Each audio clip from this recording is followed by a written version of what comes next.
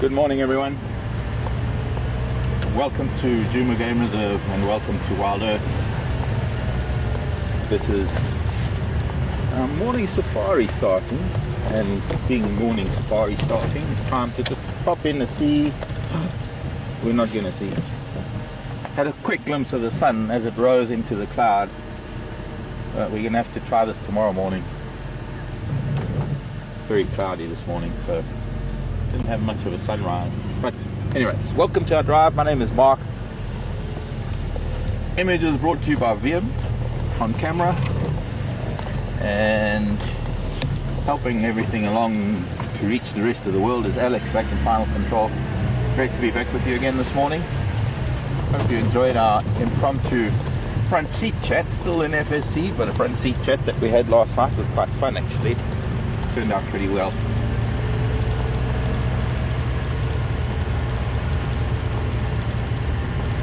Now, we're going back to an old plan that we had a few months ago, where Mondays, Tuesdays, Wednesdays, we are only doing a one vehicle drive in the morning. Gives us a bit of a break. Gives each of us a morning to have off. So that's Brent's time. Brent and Brian haven't really had much of a morning off at all. I think I've been very lucky because the odd technical setback has allowed me to have a bit of a break every now and then. But well, when Brent goes Wednesday, Scott comes back today or tomorrow, I'm not really sure. Then it will be Scott and I for the next week. But for the first couple of days of the week, we do a one vehicle drive in the morning, two vehicles in the afternoon, and then from Thursday we have two vehicles morning and evening. Now, at the moment,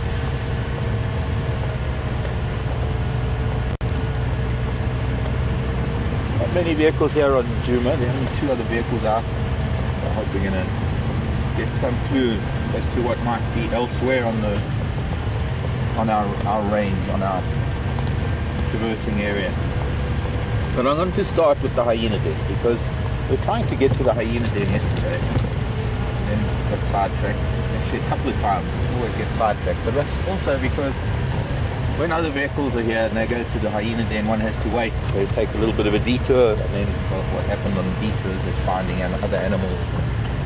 And then when it gets hot and it gets too late in the morning, not much point in coming by because they won't be very active. But I'm hoping that this morning, cool, actually quite a nice temperature. Still a little bit humid. I hope that somehow we're going to get some rain coming in. But each day that goes by and we see rain falling across the mountains or elsewhere, it's another day that we're less likely to get rain, because we're moving into the dry season right now, and it's very dry already. We're moving into the dry season a lot earlier than other years.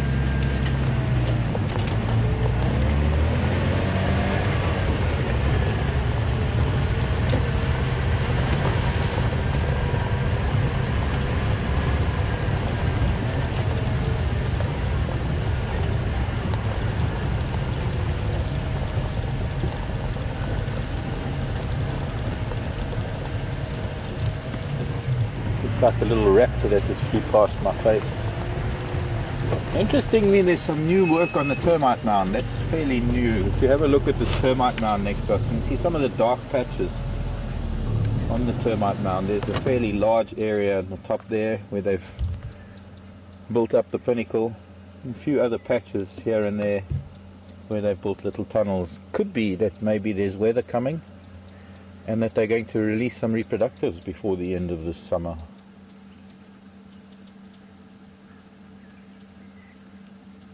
Quite interesting.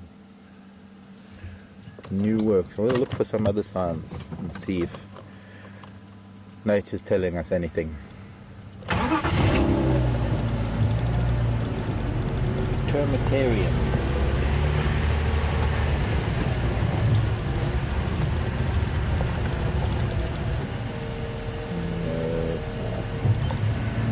Nobody moving around at all. Not even hyena tracks.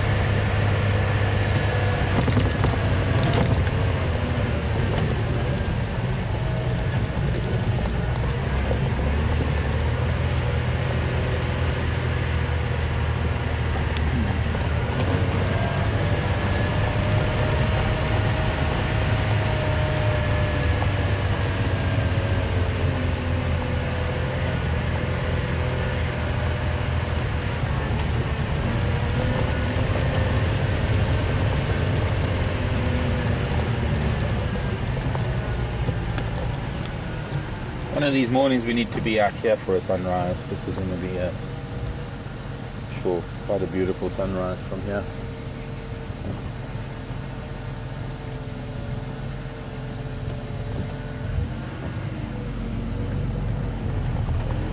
Really beautiful morning today. There's a stillness to the bush. It's oozing peace and tranquility.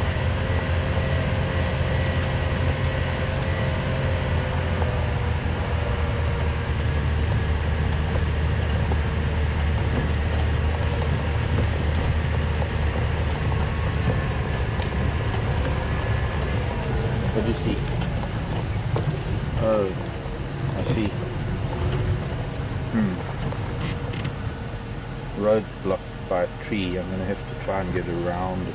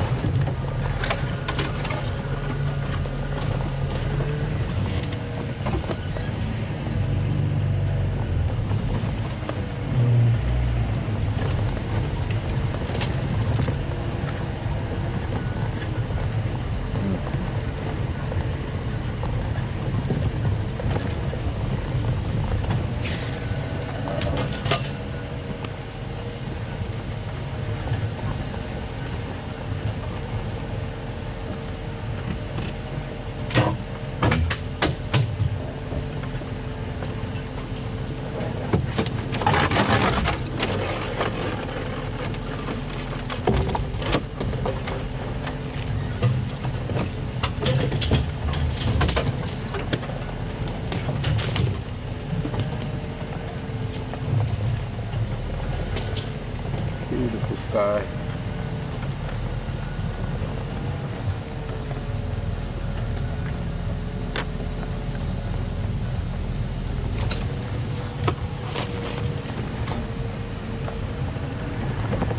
Morning, Tom.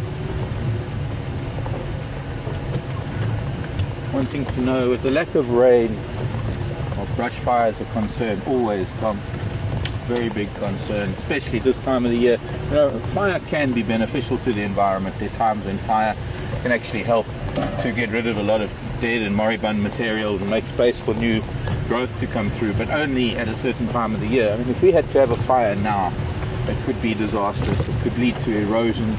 We would lose a seed base that needs to lie dormant for the months of the dry season, so that when the rains fall in early spring. Look at the size of this millipede.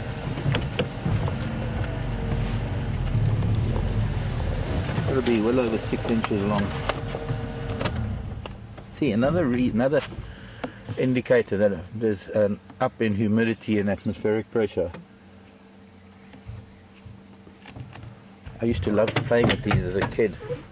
So I could hold one in both hands and it would still fall over both sides of my hand. I want to put my hand next to it and show you a size comparison.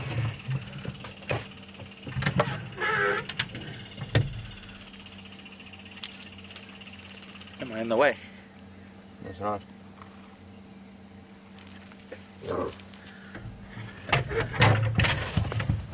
Giant millipedes. Actually eating fresh vegetation. They eat all sorts of things, even rotting plant and animal matter.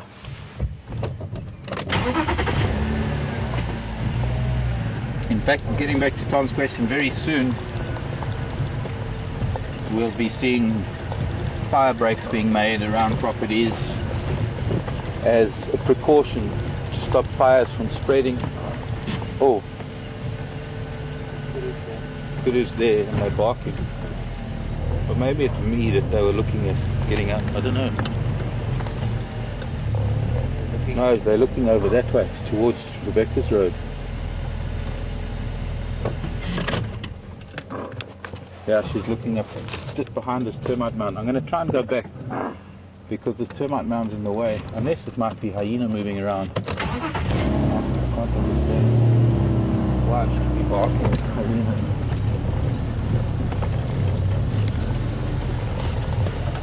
Oh.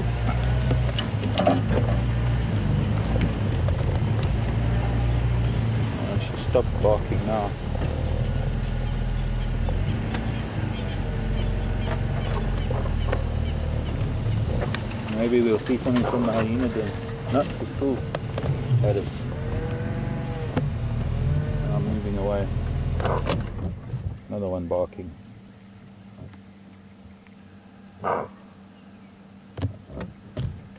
Not a very antelope-like sound. All of the spiral-horned antelope have a barking alarm call.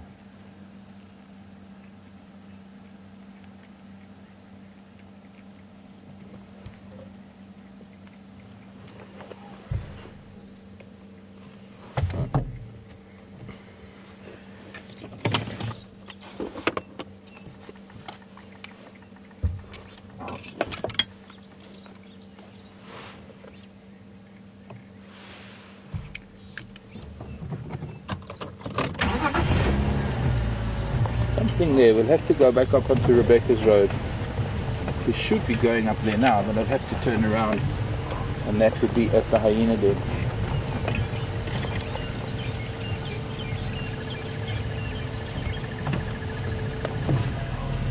The station is in Nyoni and Mankumpan, Zoe's Road, Nipitikara Junction.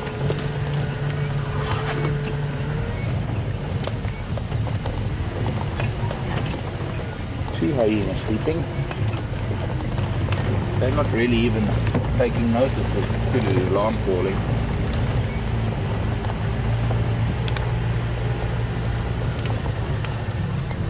One child sitting outside the den.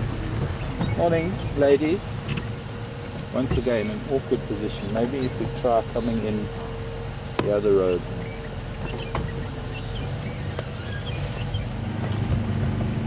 Or if I do this.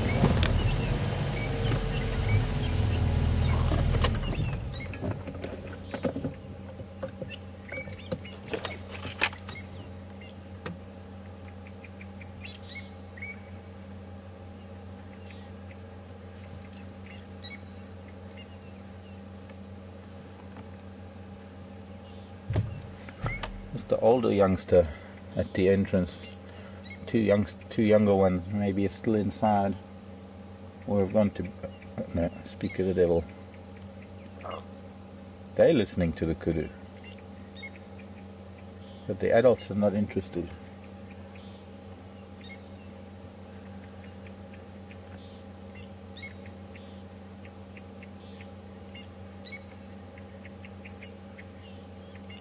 I think what we're going to do, let's go and have a look and see what we can see from those kudu.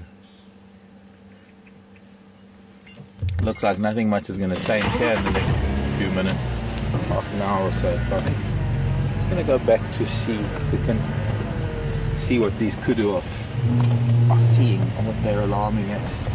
So it's got to be something.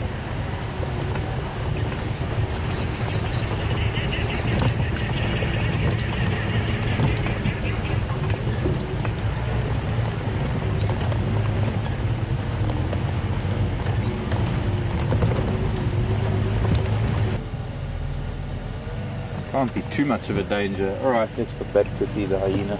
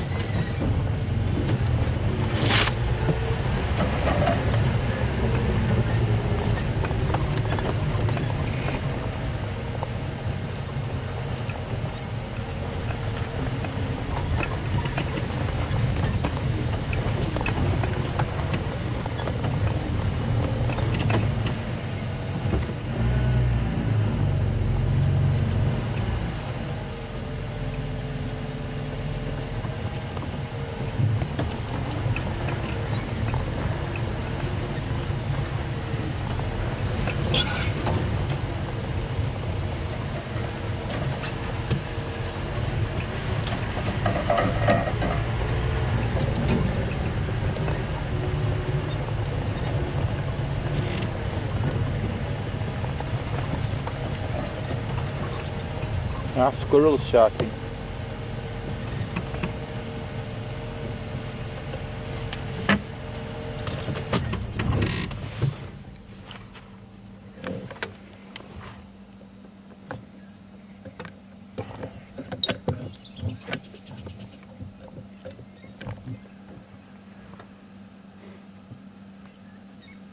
See the kudu through the...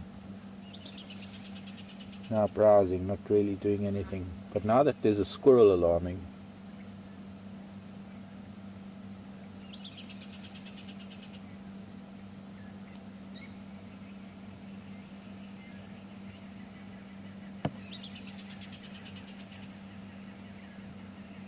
I think there must be a leopard or something up there. Oh, we'll see.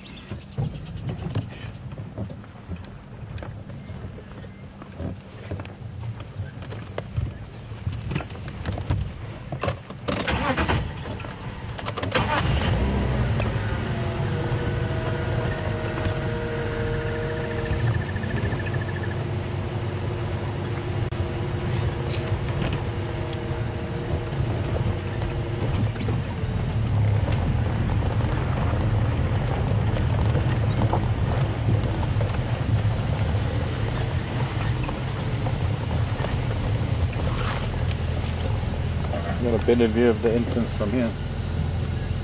Just gonna, if they start playing, we won't see much. Maybe just a bit forward. Try not to disturb the dogs.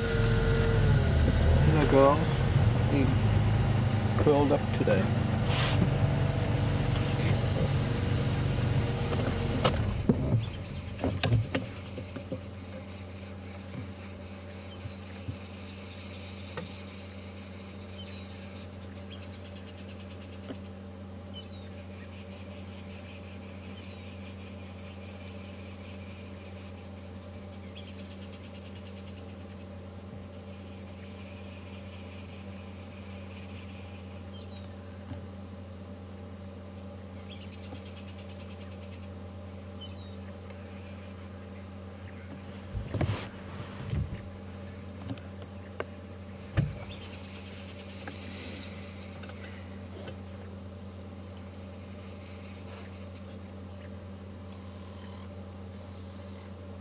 Where will animals go if the dams dry up?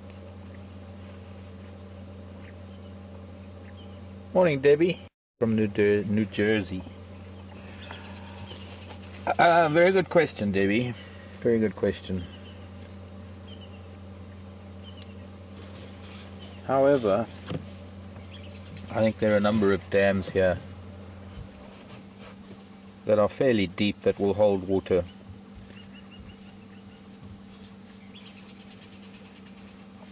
And it's, I don't know, Debbie, difficult question to answer because I guess some of the properties might pump water to the dams.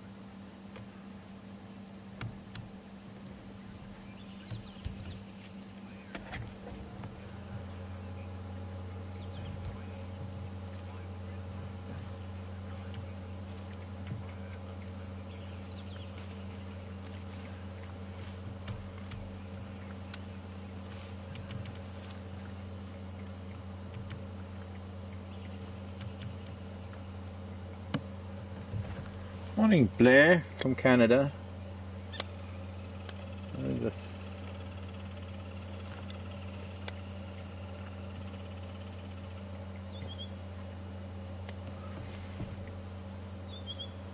Sorry, I'm just listening. I need to just listen to an update on the radio.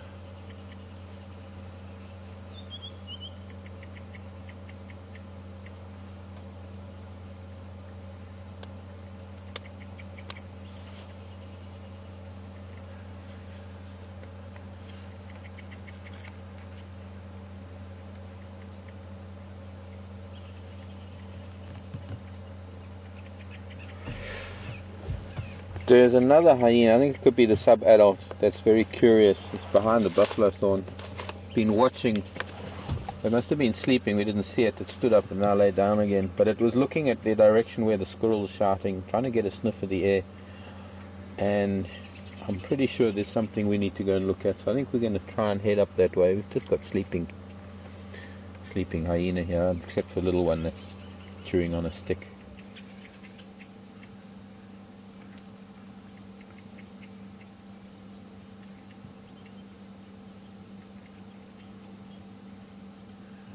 Squirrel stopped.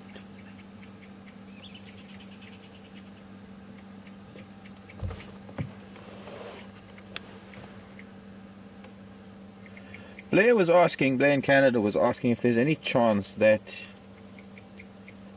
a fire could be started by the heat of the underside of the vehicle in the dry grasses when one stops. I've heard of it happening many years ago. Old model Land Rovers. Different circumstances though, but I've personally never experienced it, and I've been driving vehicles off-road for 30 years now, and I've never had an experience where fire has started because of the heat of the engine of a vehicle.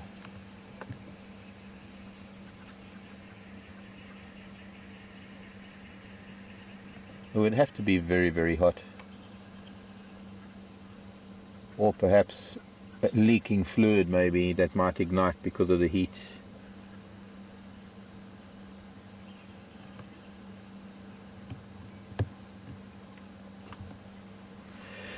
Sleeping hyena.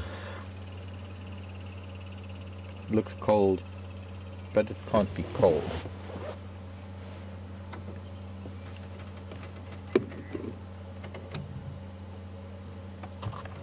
I have to go and investigate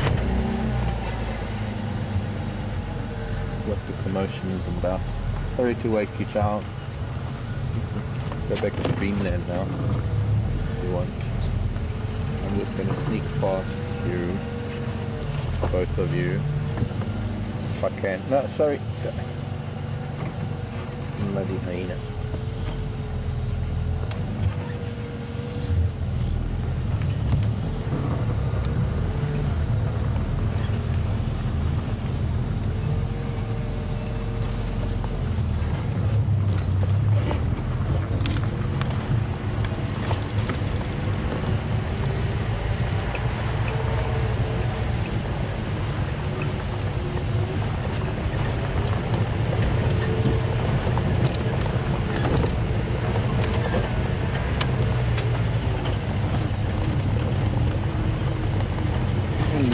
Flock of green woodhoopers.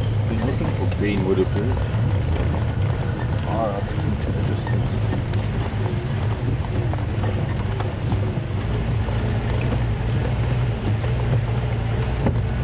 I think my best bet is to go on to Rebecca's Road and see what tracks I can find there, because that'll tell me what animal there might be that's causing a bit of commotion.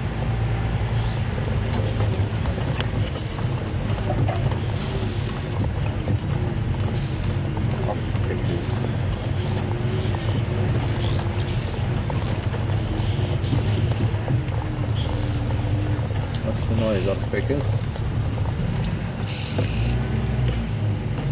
I don't know, maybe they're nesting somewhere in this dead creek.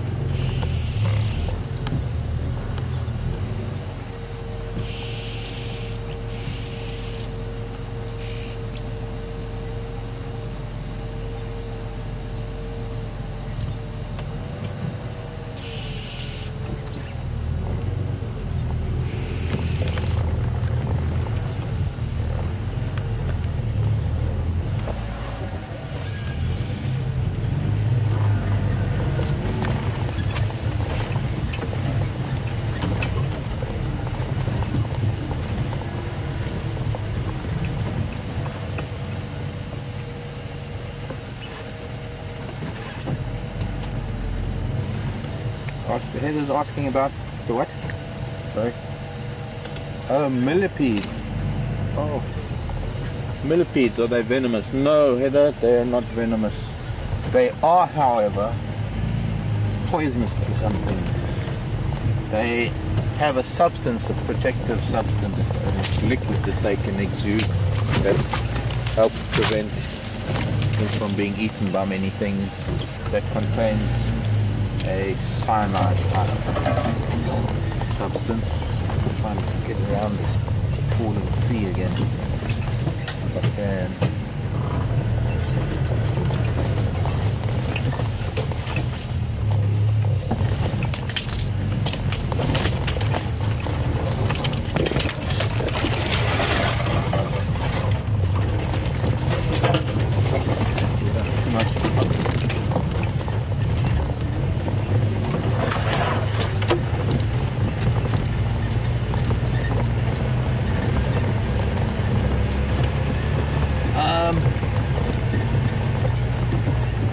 Millipedes are pretty safe to handle. I mean, I used to handle them as a kid. I loved playing with them. I had insects and spiders and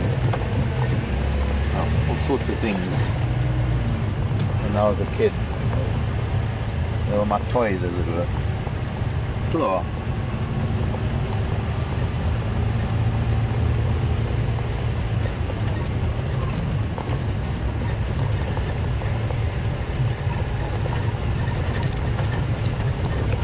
But it is a smelly substance. It's not very pleasant. Now there are only a couple of creatures that can actually eat millipedes. One of them being the civet cat, which isn't really a cat, but the civet.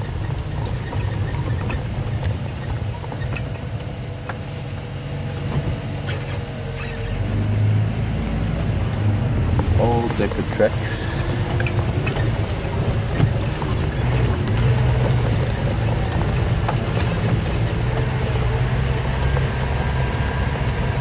The kid who came up here somewhere, and they were shouting at something a little bit further down this way.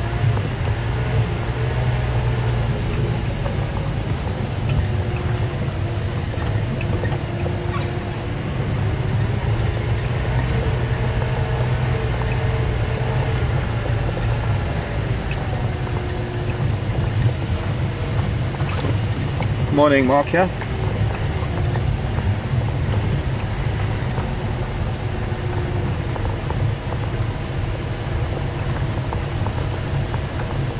Copy that, thanks a lot.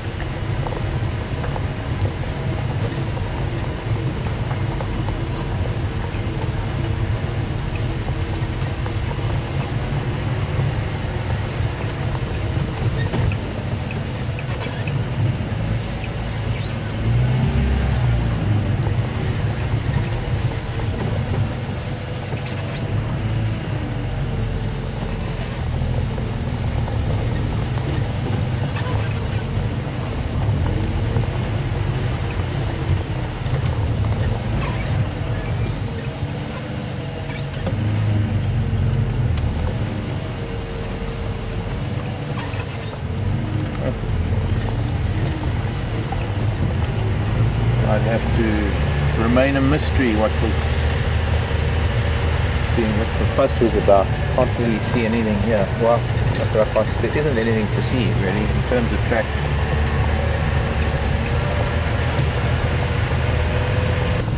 Might have headed north through this block, maybe coming out onto Zoe's Road. It'll be interesting to see because we came up Zoe's Road, which means that it is going to be there. It'll be tracks on top of our tracks.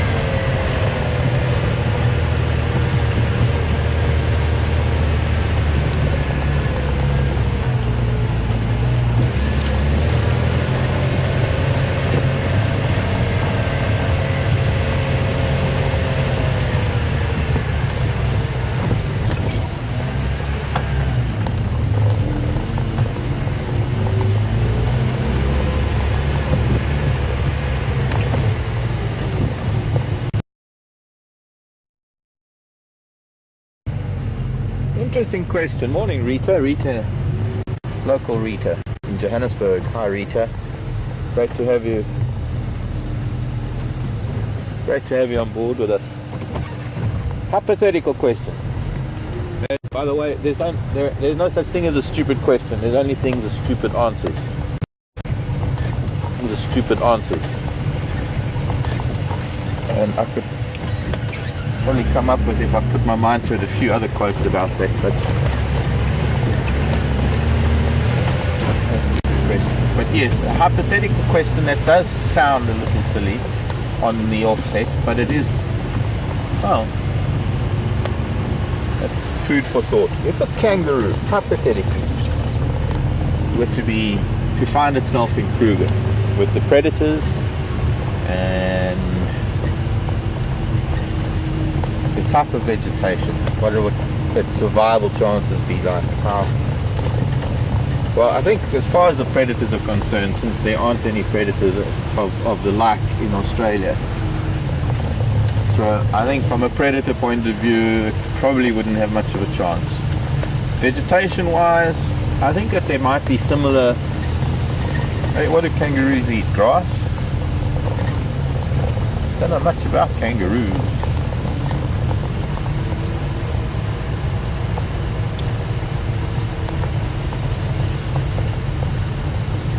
This is going to be an up down turn around little bit of morning, because let's see what we can't find any tracks here. Might have to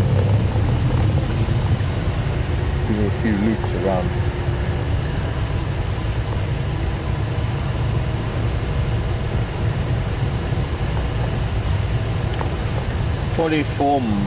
miles an hour and sustained 22 miles an hour for several miles. I don't care how fast a kangaroo is. Kangaroo doesn't know about a predator. You know, many years ago, Rita, and all of you out there, many years ago, when I was a young game ranger here in the Sabi Sand back in the 1980s, the Sabi Sand was a self-contained reserve, and well, in those days there was no such thing as rhino poaching. In fact, the rhino population had been steadily growing since the early 60s, late 50s, when Ian Player and the Natal Parks Board started rhino breeding projects to bring them back from the brink of extinction. And there were white rhino, a lot of them here were in Sabi Sand, because it was self-contained. The population was growing, but it also there was a carrying capacity for the Sabi Sand as far as rhino were concerned. And when it came time to sell off rhino, to try and translocate them into other areas where they were trying to repopulate those areas with rhino, a deal was made that they would swap the rhino that we were going to catch for 25 tsesebe, which is one of the fastest antelope, and I would bet you that it's probably a lot faster than a kangaroo. And these tsesebe came as fast as they were. They came from an area in the northern part of the country that was a predator-free area. It was a bit of a mistake doing so. But now here we're talking about an African mammal who would have been quite at home in the bush because they grew up in the bush, but they just didn't know about predators. And well, that population of tsesebe were wiped out one by lion because they just didn't know what lion were. So it doesn't matter how fast the animal is, I think that the predators would have a field day. There's nothing here. We're going to have to go back towards Rebecca's Road.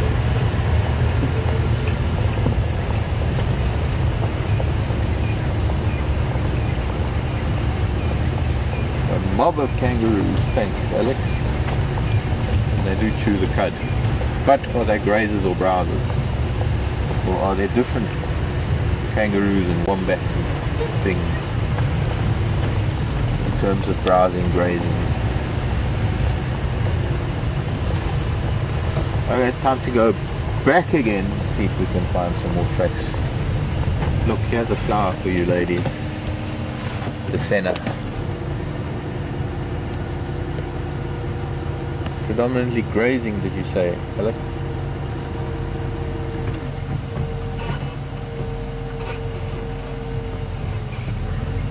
The senna, that used to be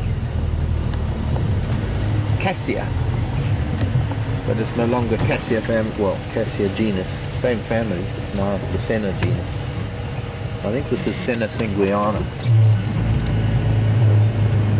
Monkey pod. And this is the last time we're going to go up and down. Other than this, I think then we'll just carry on and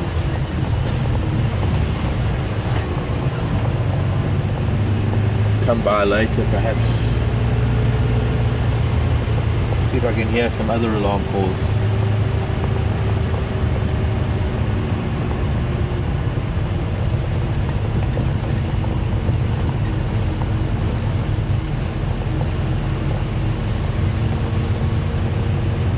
There have been other mistakes made in other reserves where they've introduced animals. And I know of a reserve that introduced eland. Eland's the biggest antelope, and they're twice the size of kudu. They're not that easy to catch. Well, they're just big, I guess. But a whole herd of eland were translocated into a reserve where there were lions. They came from a predator-free reserve, and they were all eaten.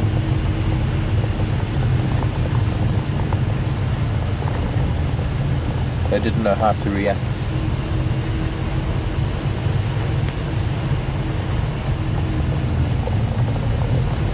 Probably saw the lion coming and said, "Oh, hello pussycat, what do you eat?" And the lion said, "Oh, I eat eland." End of discussion.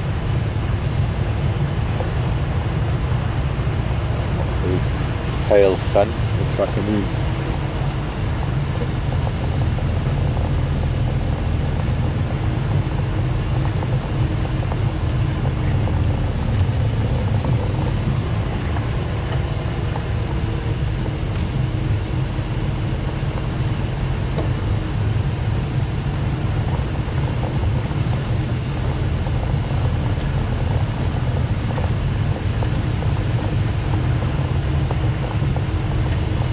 Any species of fowl that are descendants of domestic chickens, or I suppose, Marsha, you mean the other way around?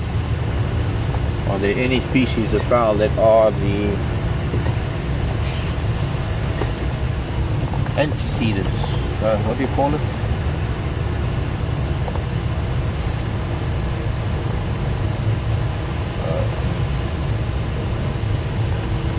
Or are there any descendants of chickens? You know, feral chickens out here. No, they also, you see there again, domestic chickens found themselves in a place like this. Oh, they wouldn't last a night. Genets, African wildcat, eagles, owls. I remember as a kid up in the Timbavati, when I was a kid and we went up to where I live now was just our holiday home, and I used to, as a kid, we used to go there for school holidays and long weekends. And the staff that we had living on the property had a chicken coop, and there was constantly jackal and genet, and African wildcat and things getting in and eating the chickens. So it's not going to be likely to find the descendants of domestic chickens becoming feral or ending up in the bush once again, because they don't know what predators are and they're likely to be eaten very quickly.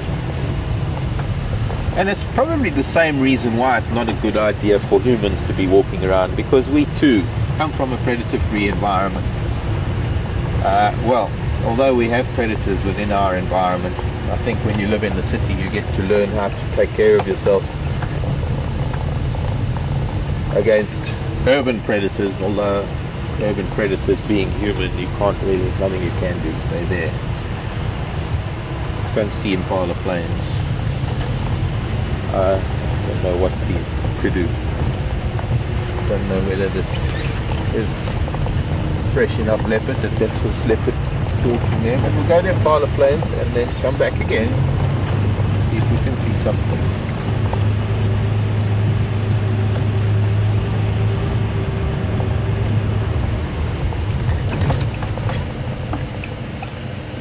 kudu track. No cats. But humans that come from a city into this environment where there are natural predators like lion and leopard, if you were walking around at night, you would be a target for the very same reason. You would stand out as being an animal that doesn't know what you're doing. You'd be stumbling about. You would be. It would be very easy for predators to pick up on your clumsiness. The same way as for me, if I go to a city, I'm petrified of my behavior in a city and becoming a target for urban predators, because I'll be out of my element there. But even me as a human, as much as I live in the bushes, as much as I'm aware of things here, I don't have night vision, and I would be just as great a risk walking around here at night as anybody else would be, because it's just not our habitat. I think fortunately, because of the safaris that go out and the game lodges and the guys that do walks, there are always guys on foot tracking animals. The animals do get to see us on foot. They do get to learn that we're not much of a threat on foot, although every now and then lion and leopard with cubs do get a little bit antsy with us on foot. But generally the predators are wary of us, and they don't consider us food.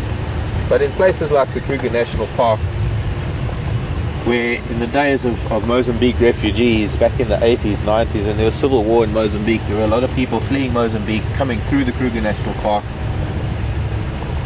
to try and seek asylum here in South Africa. And there's some interesting stories of how there was even a woman who had to climb a tree and gave birth in a tree. There was, because she wanted to have her child born in a free country. There was stories of lion feeding on refugees, catching or killing people who were that kind of environment where there's such a vast area of Kruger where there are no vehicles, where there are no safaris, and the animals are pretty wary of humans. Put a human on foot in that environment, they won't last very long at night. Climb a tree, tie yourself to a tree with a belt or something so you don't fall out if you fall asleep.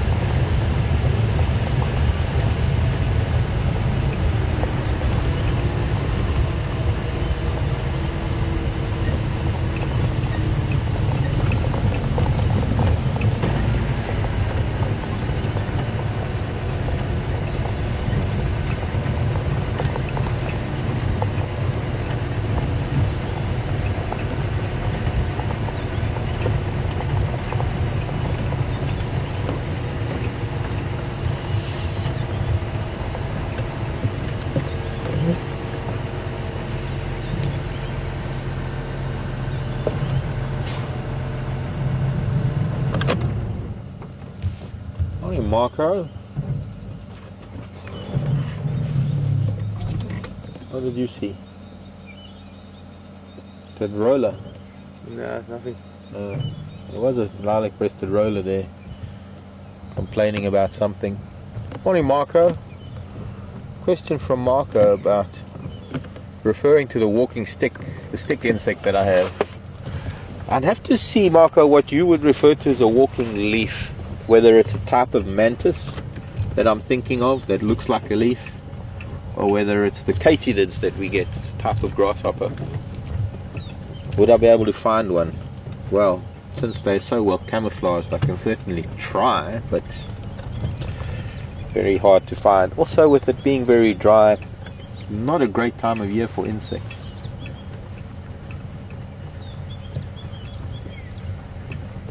South Asia and Australia, I'll have to have a look at that. Alex is telling me that I think what Marco is referring to are not African species, but we do have insects here that look like leaves. Found a couple of moths a little while ago. We have katydids here that are, although they're not brown, they're green, and they have, their wings have the venation leaf of leaves, the same kind of veins as leaves do. They look very much like leaves.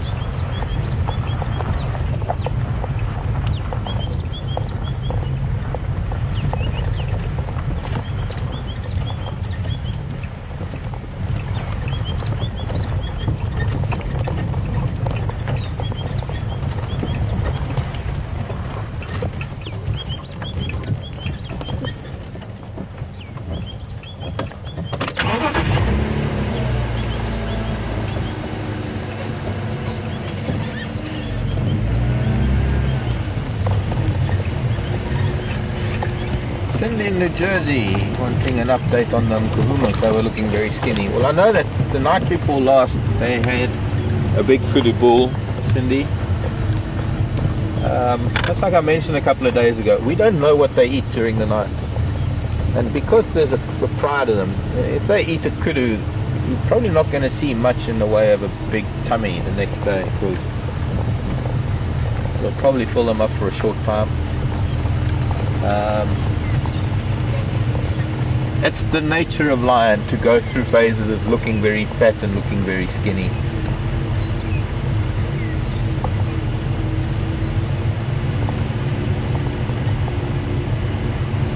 I did hear Ephraim say that I think they found something around First Drop somewhere on Torchwood, I think, or Bushelshoek. I know they were looking at tracks. I don't know whether it's the lion or kahumas that they found.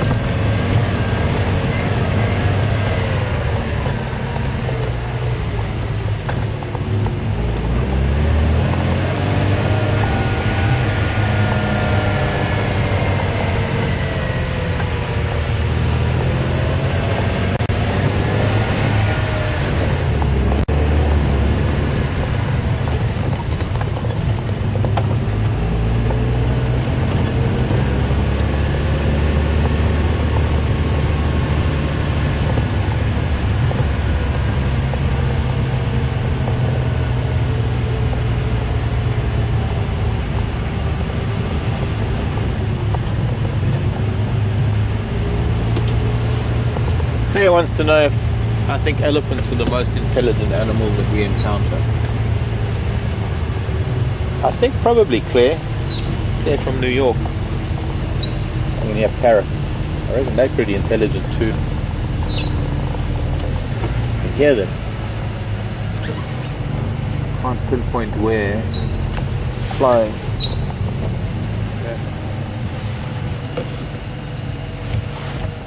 That we go back.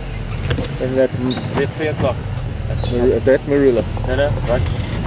Oh, there. Top, yeah. Top of that terminalia. There we go. No, they don't have the lion at First Rock. They have some wild dog. Up north of us, we can't get there. 5 of them.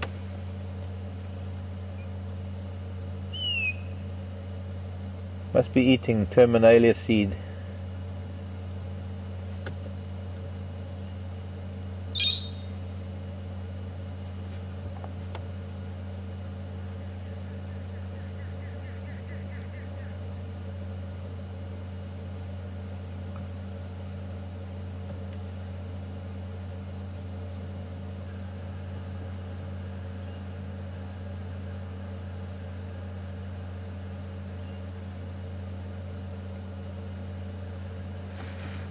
Brown-headed parrot. The only parrot we get in this part of the world. Nice to be able to get to see that actually. Very often we find them flying over or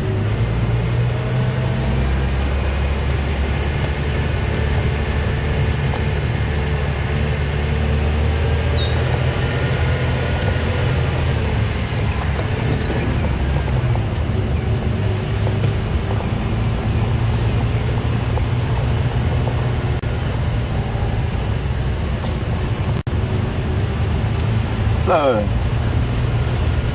intelligence. How does one measure intelligence in an animal? Well,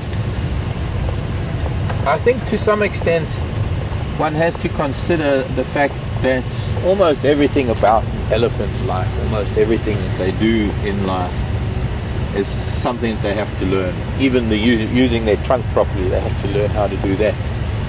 Learning how to move with the seasons, learning about food, and there's a fair amount of stuff I'm sure in an elephant's life that is instinctive, and it is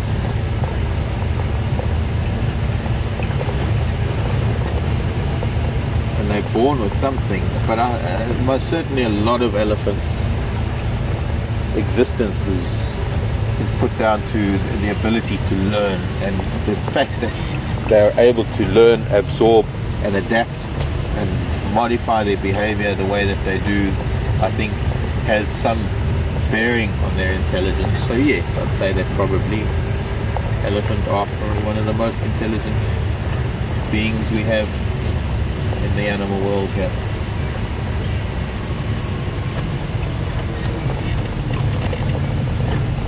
I would imagine that the primates are pretty smart as well.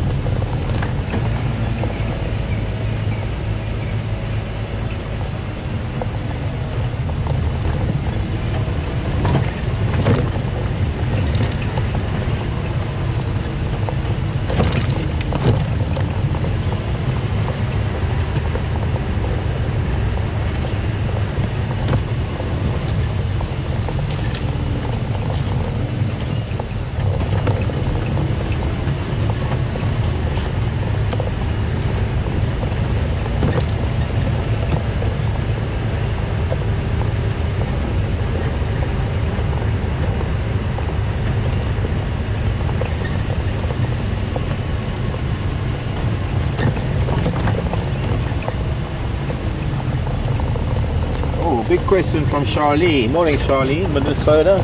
Termite mounds and termites. How do they get so big? Do the termites leave after a while? Are there other insects that live in them? Charlie, the termite mounds some of them that we see that are exceptionally big, but just because there have been termites in them for decades, if not centuries, and there's one covered in grass, possibly still is active. Let me go back a little bit. I'm going to be looking for maybe leopard or something on these termite mounds. Could very well still be active. Termites cannot leave, let's start there. They cannot leave the mound. So when there is a termite mound that is active, they are a colony of termites that would probably have been there for couple of 100 years or more. Termites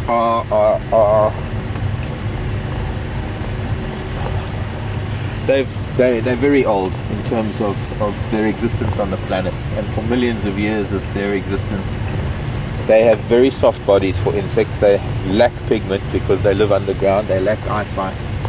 They lack the ability to survive out in the open air. They have to live in a very critical temperature controlled, humidity controlled environment, and that is what the termite mound does. Now let's just be clear on one thing. We are talking about only one species of termite here that makes these big mounds, because all the other hundreds of different types of termites that you get do different things, because they feed on different parts of plant matter. And so to limit competition, different types of termites do different things, or they have different colonies, they have different ways of living. So speaking of only this particular type of termite, which is what we call the pinnacle mount termite,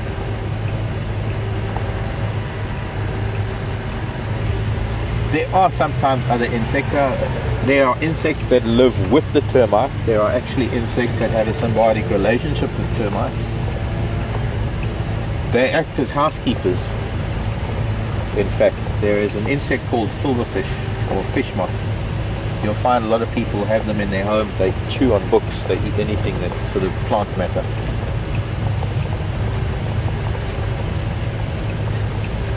There are very, very tiny little scarab beetles, minute, sometimes as small as the termites, that live within the termite mounds. They too act as cleaners within the termite colony, housekeepers, chars, whatever the word is you want to use. So from that point of view, within a living termite mound, there's another beetle known as the bombardier beetle that also lives, much larger than the termites, also lives in the mound. So there are a number of insects that live with them. They're not likely to be insects that live in the termite mound that don't have a function within the colony of termites, because they would be chased out by the soldier termites. The termites won't allow invasion of other species.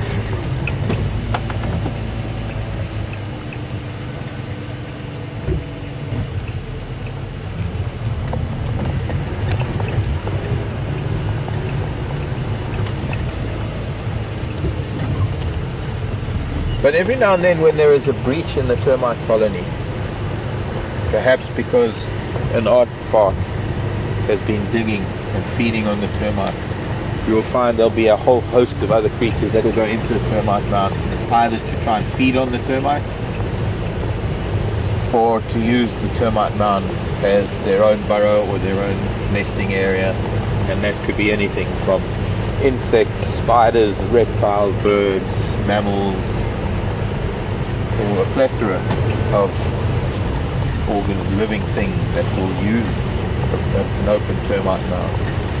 A termite mound like this has got a colony of dwarf mongoose living in it. You can see the inside of the pinnacle. You can see those tunnels the mongoose are living in. And a lovely little dwarf mongoose poking its head out. That is clearly most likely a dead colony. There could be remnants of this termite colony still living underground that keep themselves secluded and sealed off from all these openings. But as soon as the pinnacle breaks like that, things can get into it. And termites are probably one of the juiciest and the highest protein insects in this environment. So once it's breached like that, the termite colony dies, and then the mound becomes the home of so many other creatures.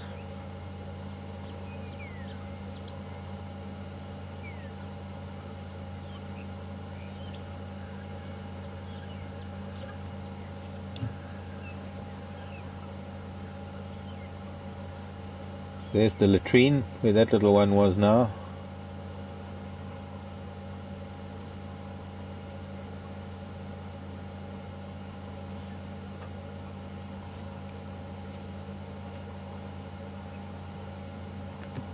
You find latrines on eastern and western sides of mongoose colony when they're living in a termite mound.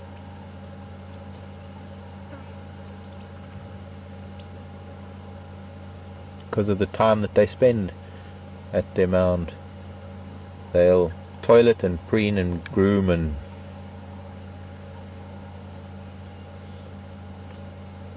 spend some time in the morning, and so you'll get them toileting in the morning in their latrine, which they're doing right now actually, and then again in the afternoon before they go to bed. So you also find maybe some droppings on the western side, or a latrine on the western side. I don't know, can you see the one on the very top? Or do I need to go back a little bit and look out right up top on the pinnacle?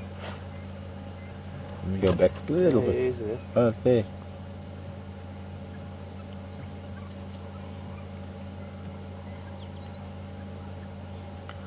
The king of the castle.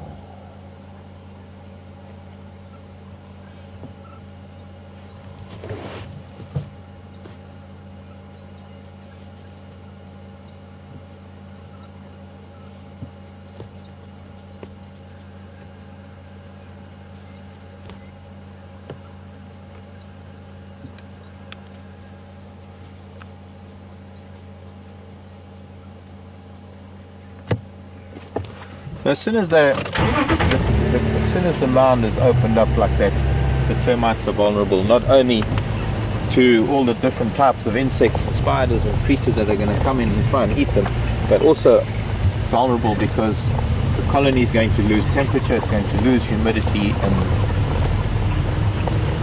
that in itself can kill off a colony. There needs to be enough termites within the colony to maintain the integrity of the mound. And can we see that one through there maybe? A very neat pinnacle, very solid pinnacle. If I just move a little forward. Still sealed up. Still an active colony. Now the pinnacles over time break. And what makes that very, very big mound is that over time when the pinnacle crumbles and falls down and builds up the base around the side, and over decades and years, centuries, you can get these mounds that can be 20 or 30 feet in diameter and 12, 15 feet high.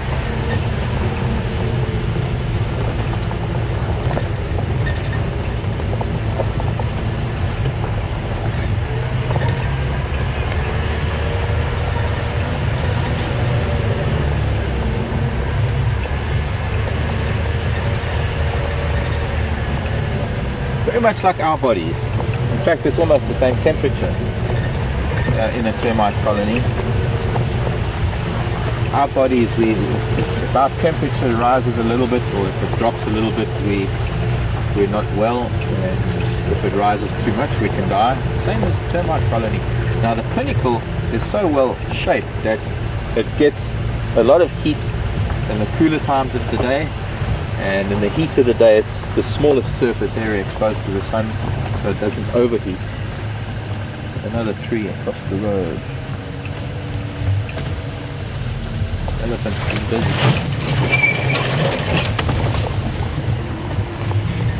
That one is easy enough.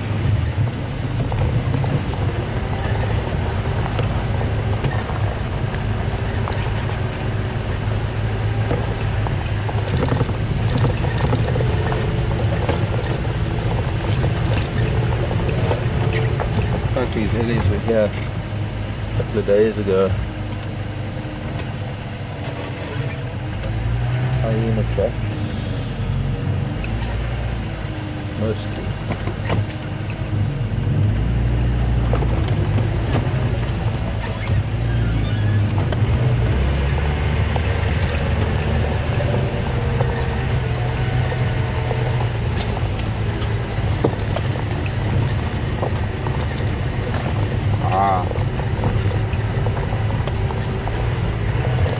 Joanne, good question, Joanne, because I'm constantly correcting people. I can't help it, because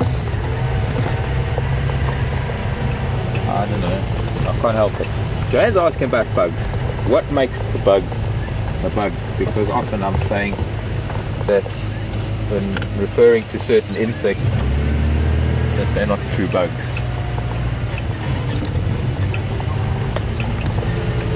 There's probably about, I think, 32 different types of insects. If I can name some of them for you.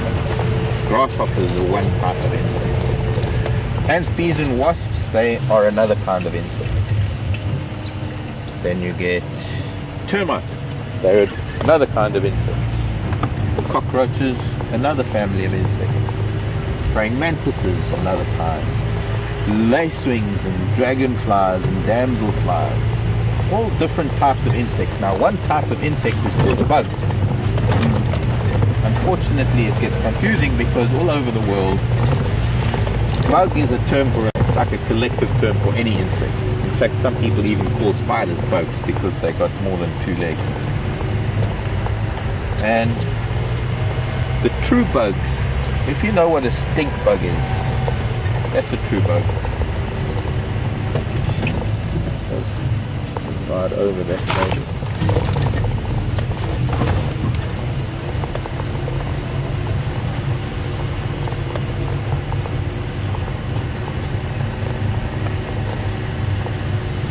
What makes a bug, to a large extent, the design of the insect. And one of the key features of a bug is the snout. Instead of chewing mouth parts, instead of these biting mouth parts, it has almost like a straw on the end of its face. And bugs can either be vegetarian, sucking plant sap, or they can be insectivorous or carnivorous, and they can suck the juices out of their prey.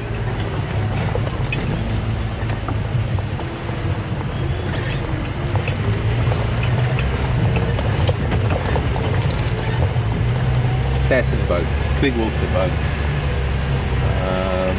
you get aquatic bugs. What I'd have to do is bring out my insect book and I'll show you a few of the bugs. It's the best way to do it actually. It's pictures. Not that book, not that one, not that one, that one. There, that's the cover, this cover there, that's a katydid. Marker, the leaf insect that we get here looks very much like a leaf. We get different types of katydids. Bugs. Crickets, different type of insect. Here are the bugs. These are bugs. Let's start with a few of the bugs. Soft wings, they don't have the hard wings of the beetles. They all have a very distinctive shield shape to the thorax. Let's find a, let me start with, flies are starting again. If I can find a picture of the proboscis, of the mouth parts of a bug, like one of the assassin bugs.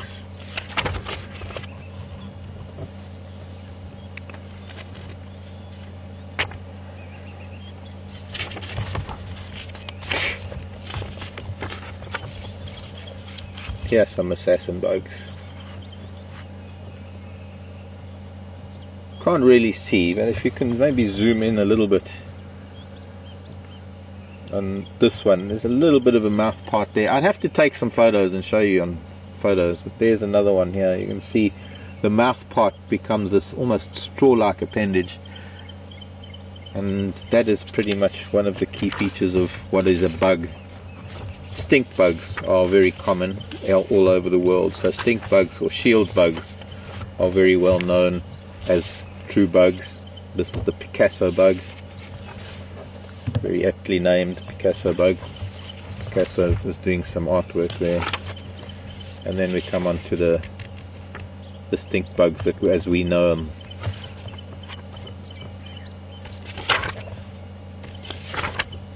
And then all the aquatic. So many different aquatic bugs. How else can I explain it?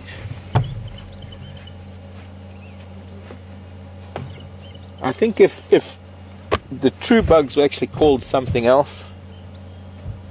What is that, a buffalo maybe? Just saw a dark shape move through the bushes, yeah. Buffalo on the other side of the drainage line.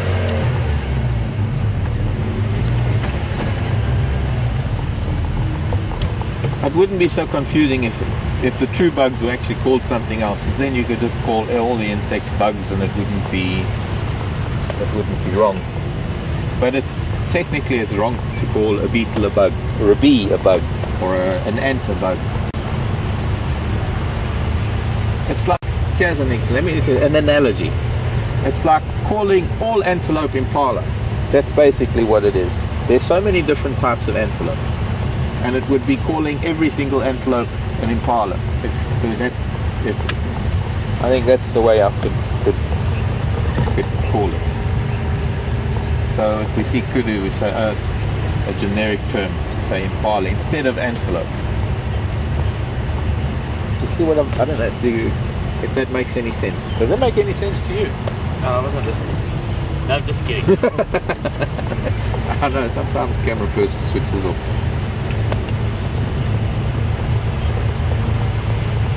Well, it must need to make sense to the person who asked the question. Is that Diane in New York? Or Claire? My memory. Because I get so caught up in what I'm trying to say, I forget who it was that asked the question.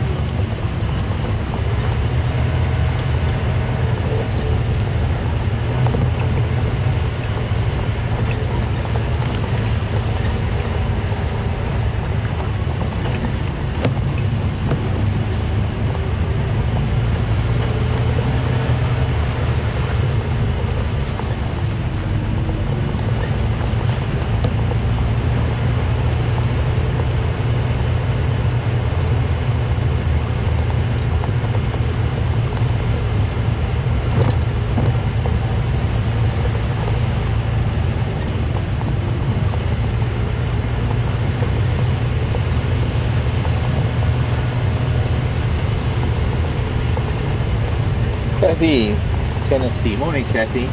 How do fire breaks work? Well, an area of bush is cleared for a particular distance. Morning, Hupu. Oh, here's a crested barbet right next to me.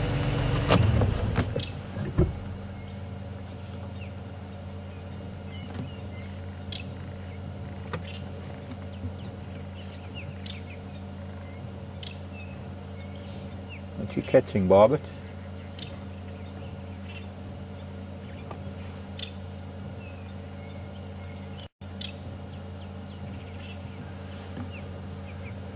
Okay, bye-bye, barbet. Thank you for the show.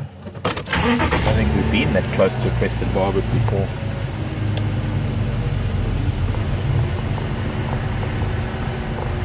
So, an area of several yards is either burned. Sometimes fire breaks are burnt, and it's a straight line basically on the edge of a property, between two properties, along a road perhaps. You use the road and then the verge of the road for a few yards in. Morning, Mr. Impala. You don't want to say good morning. Turn your back on me.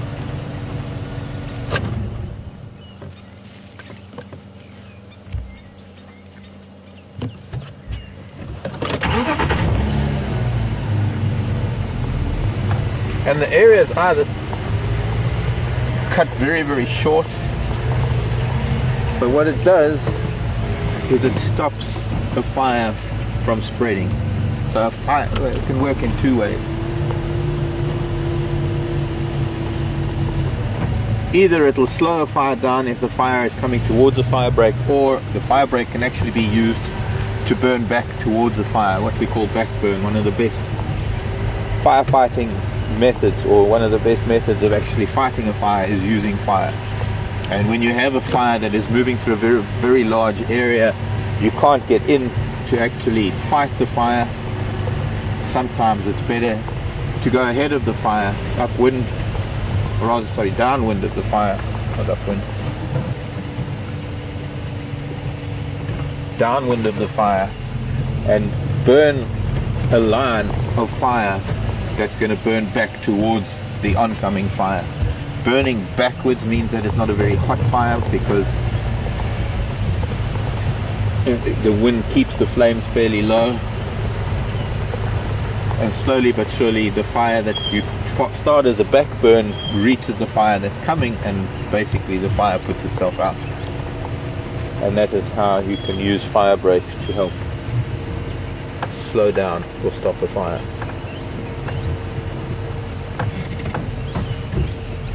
Go and have a visit at Treehouse Dam.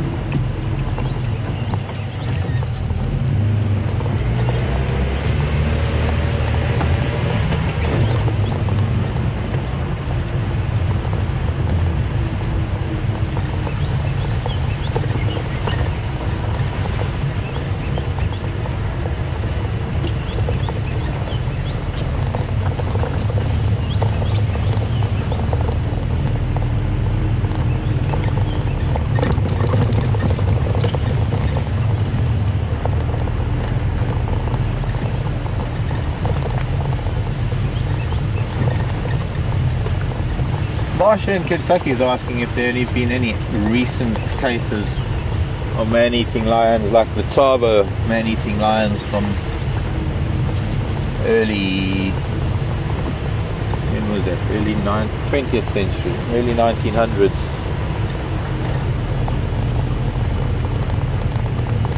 Up in Tsavo in Kenya, when they built the railway line, there were a pair of male lions, brothers, who became man-eaters. Famous book by Patterson, I think it was. 1898, that's right. Thanks, Alex.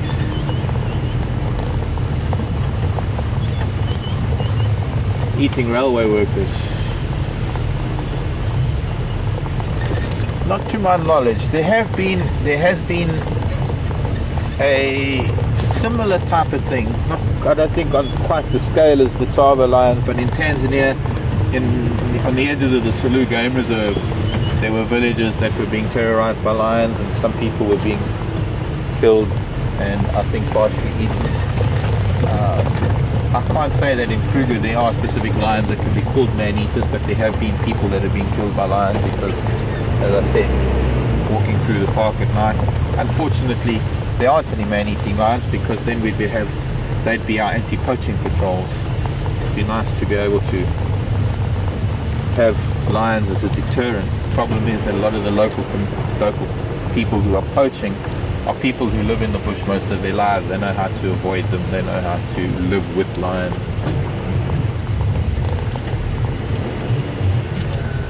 The kingfisher having a swim. We haven't seen a kingfisher doing what I was told the kingfisher was doing while I was on leave, landing in the water and letting the water soak for a while.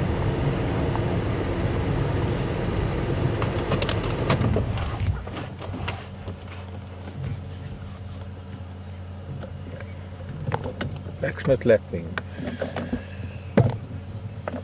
There's a small wader, I'll see what that is. There's a hardy-dar probing dung and a drongo. Another kingfisher here at the weaver nests. That's also swimming, diving in for a bath.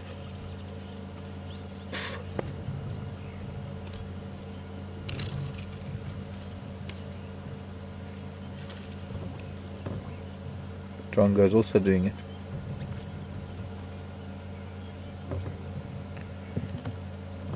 Just skimming the surface and getting their belly feathers wet.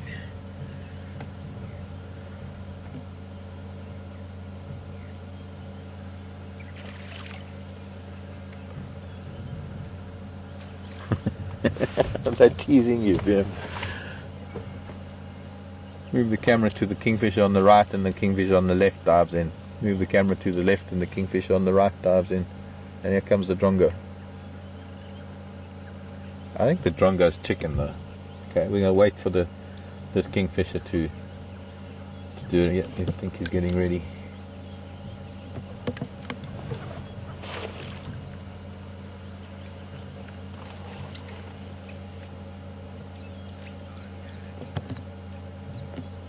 Can't be easy following a little bird with this camera.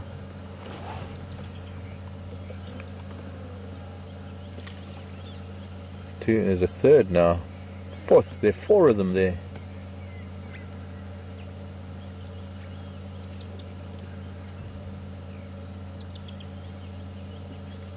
Not as vocal as they are in the height of summer. In fact, they've I think I heard one call yesterday, but they're probably getting ready to move back north.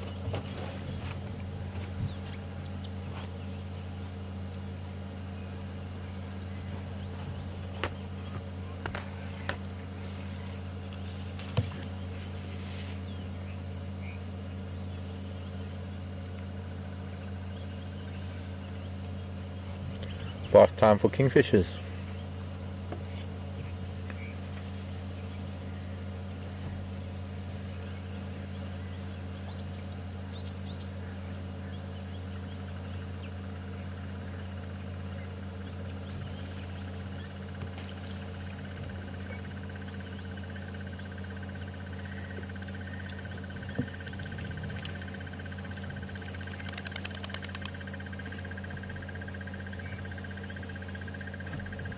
Okay, we need to move. Sitting on all this buffalo dung and flies are going up my nose. Oh, just need rain. If we had rain, it would do something to these flies. If we don't have rain, it's just going to get worse and worse. More and more.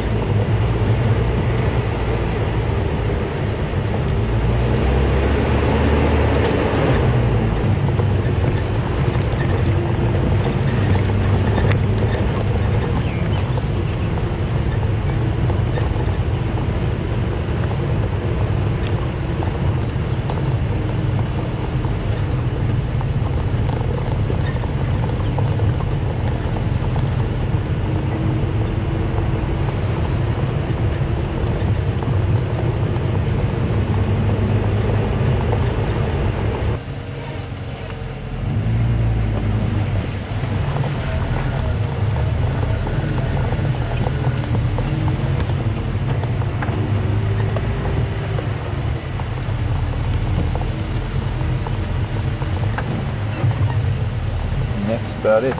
Hyenas and hyenas.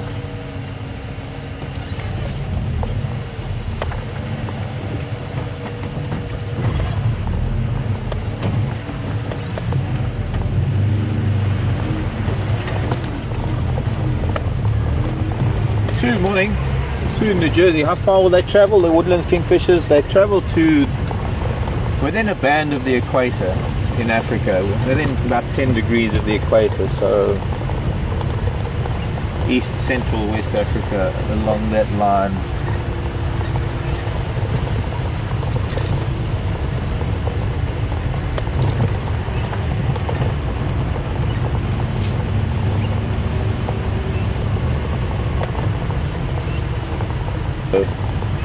Aiden and Peter, when the wildebeest started giving birth, we managed to witness a couple of wildebeest giving birth, and the second one to give birth was a particular wildebeest that had what appeared to be a deformed horn. Brian was on camera for that, and the little one that was born was called Brian. So the mother, the female, became known as Brian's mom. And we had a rather sad incident one day. We found that Brian's mom was behaving quite differently. She was quite frantic. It soon became evident that she was looking for her calf. She was running up and down the open area, calling. The calf wasn't coming. So we followed their tracks where they had come from, and I found lion tracks on their tracks. And now we came to the conclusion that the Nkuhuma pride must have killed the calf.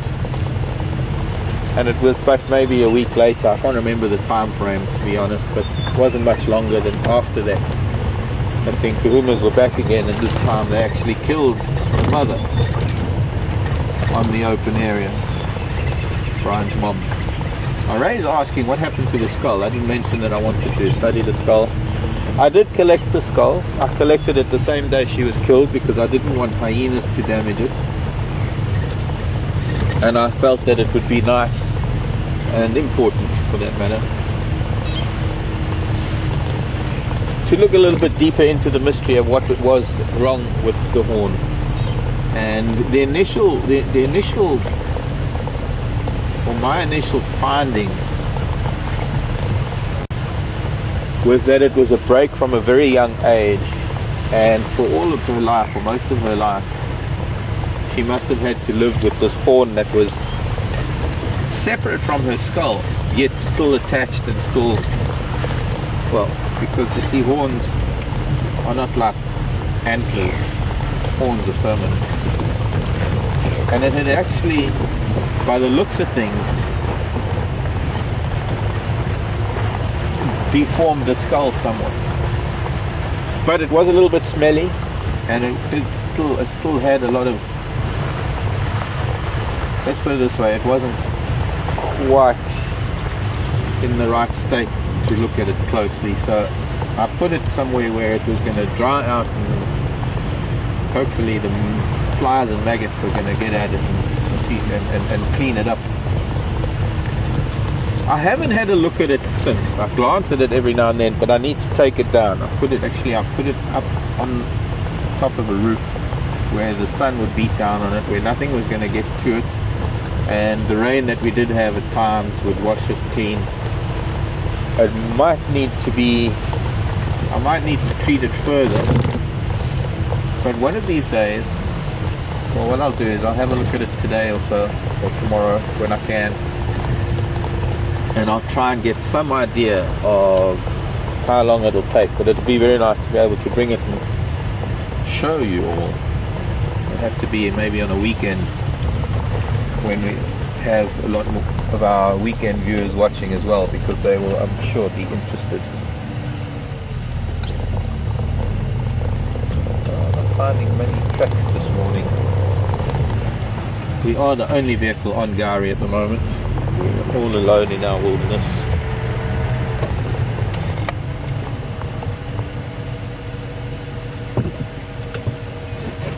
I'm trying to think where we're next. Let's go back along Zoe's, come back around, just in case.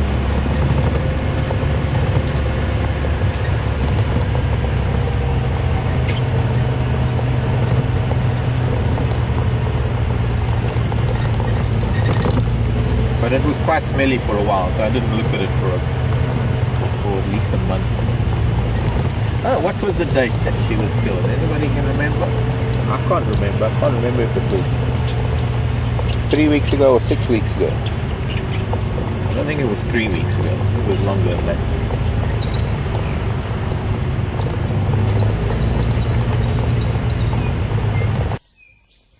Your day.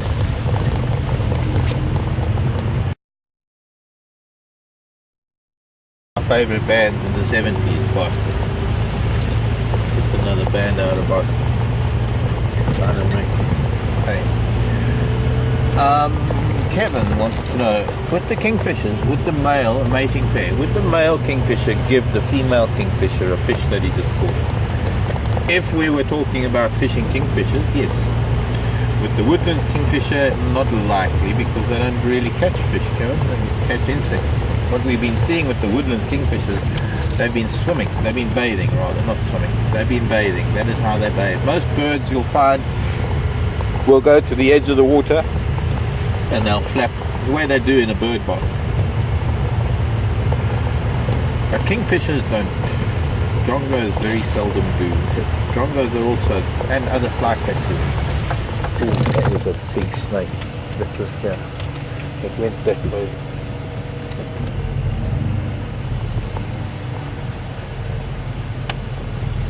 I just missed it. It's about the third snake track I've seen this morning. It's another indicator of weather change. The sky's not showing me anything though. Yes, there are kingfishers that are known to hand over presents to their mates. Whether they're fishing kingfishers catching fish, or woodland or other bush kingfishers that catch insects. Pair bonding and mating rituals, all part of that. Fish eagles, interesting. Fish eagles, the way they do it, he'll take a fish into this as high as he can and drop it, and she'll catch it in midair. They do that to their children too.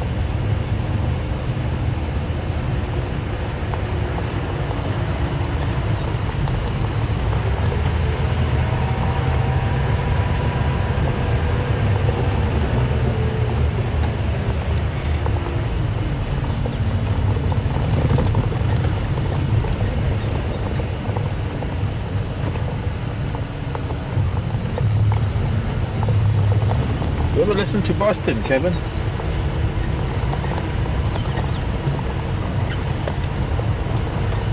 What happened to Boston, I wonder?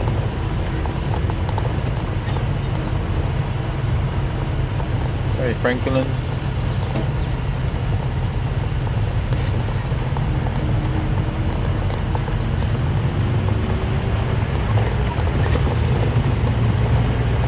I want a giraffe. No giraffe tracks even. Time to maybe head north.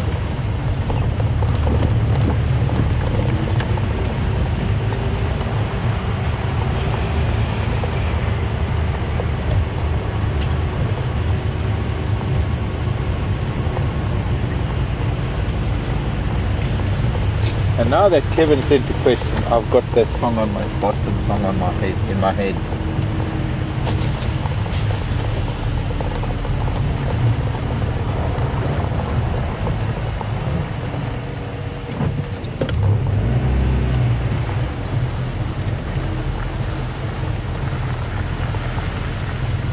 North or east? What should we do? Old wild dog tracks here.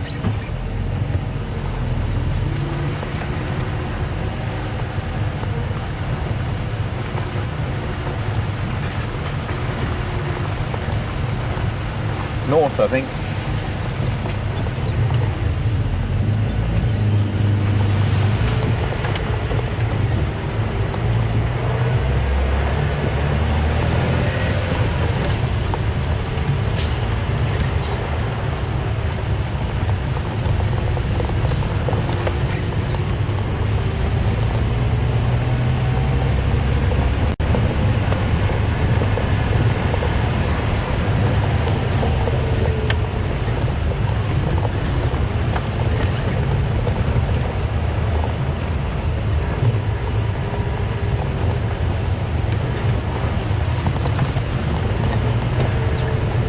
Franklins again. Anyone that want to guess what species of franklin we have here?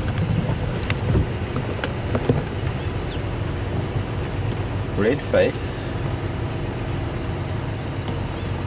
but dark legs. That combination is a giveaway.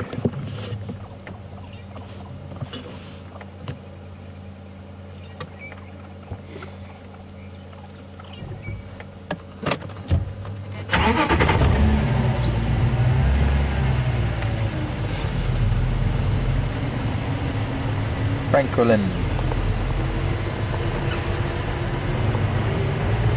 Not Franklin as in Benjamin, but Francolin.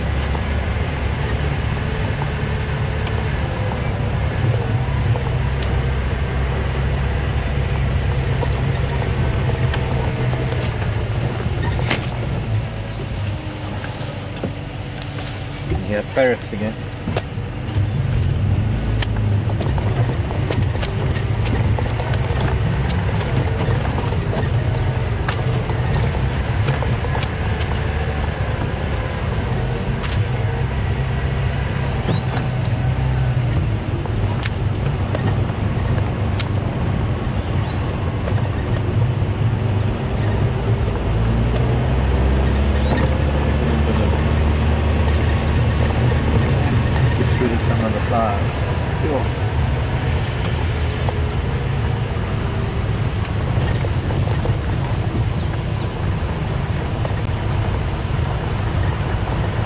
Morning, Mark here.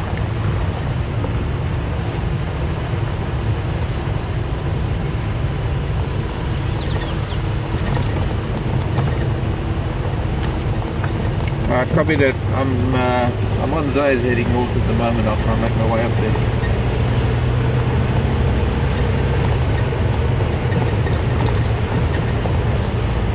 Okay, copied, will do. Sorry, who's this? Is that Lem? Okay, copy.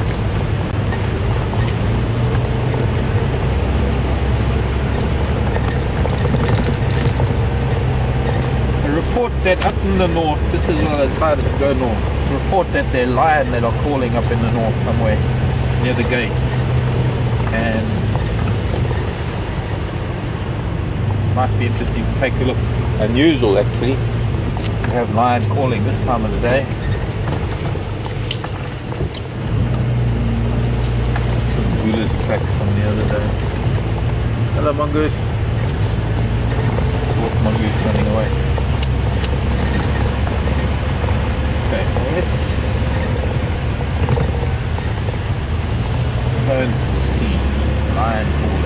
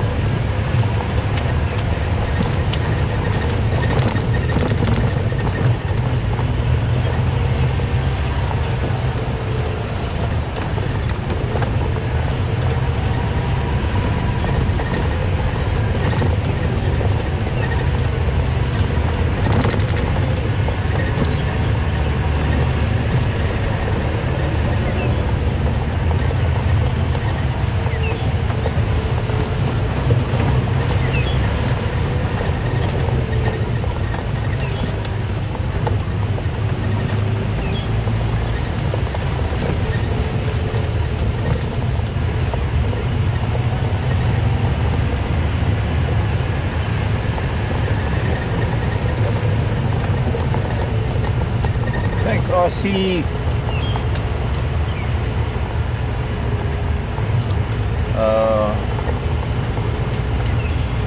RC in the Netherlands saying that was a Swainson's spurfowl. Quite right there. RC. I'm still calling them Francolins, their old name.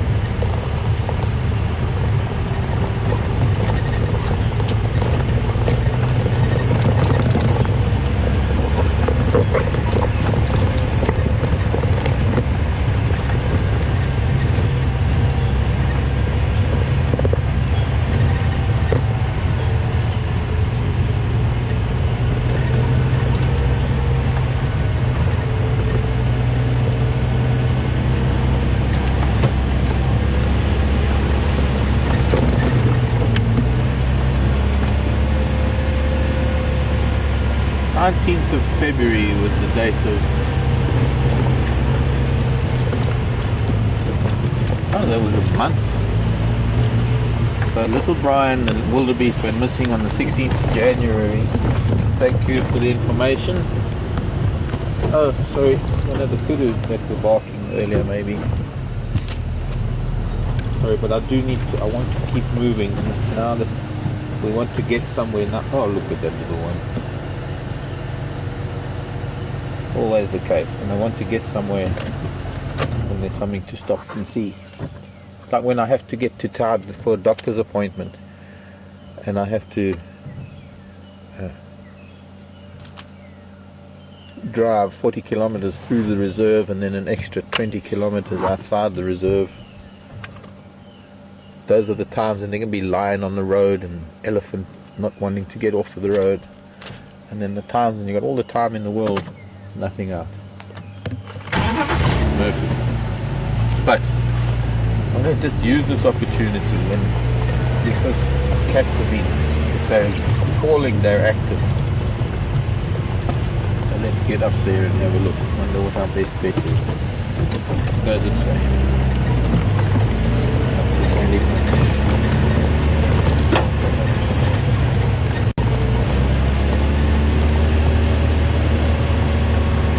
Elephant has been found up at Whippleswood Dam, the opposite side. We're not going to get to see him, unfortunately, but he's not the only elephant in Africa.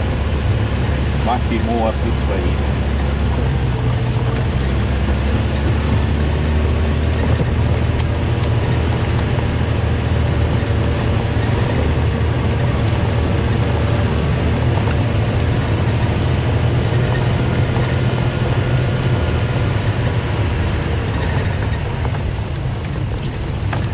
Mickey, are there any anteaters out here? There are, but not like the South American anteaters, Vicky. The anteater we get here is known as the scaly anteater, also known as a pangolin. Hong Kong recently found over 2 tons of pangolin scales from Nigeria, I believe, and just a little while ago there were another few tons of pangolin scales that were found from Kenya. The meat is a delicacy, but it's the scales, much like rhino horn. It's this misguided belief that these things have some medicinal properties. Pangolin scales are much like, well, it's hair, they're modified hairs. But yes, I'm going off subject. Can't believe the humans. I can't believe it. What we are doing to this planet. China and Vietnam, the main culprits for the destruction of wildlife on this planet.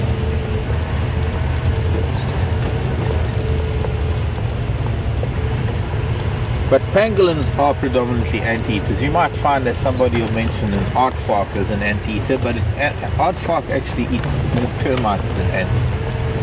But the scaly anteater, or the pangolin, is predominantly an ant-eating mammal. Although, oh, hey Roller.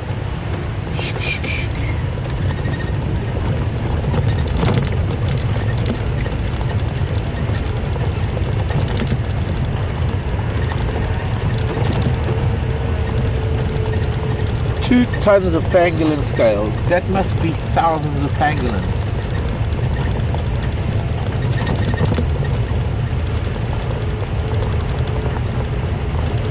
Back in the 90s,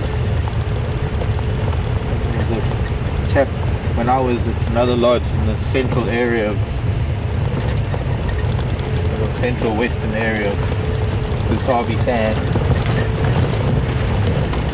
a chap by the name of Jonathan Swart, who I think is still involved in the Sabi Sand. I think he's the ecologist for the whole Sabi Sand. He's still here, I'm not sure. But Jonathan at the time was doing his master's and PhD. I think he did his PhD on pangolin. He used to be able to go out with Jonathan and track the pangolins during the day to see. Sadly, never went out with him at night to see pangolins. But you can imagine, I mean, difficult enough to find a pangolin as it is. And he devoted his life to studying pangolins and their movements. And I remember tracking one of his pangolins one day, and all we found were a bunch of scales. Of course, that was nearly 20 years ago. So I've actually still got it, one or two scales somewhere amongst my museum of things back home. Rather unusual for a mammal to have that kind of body covering.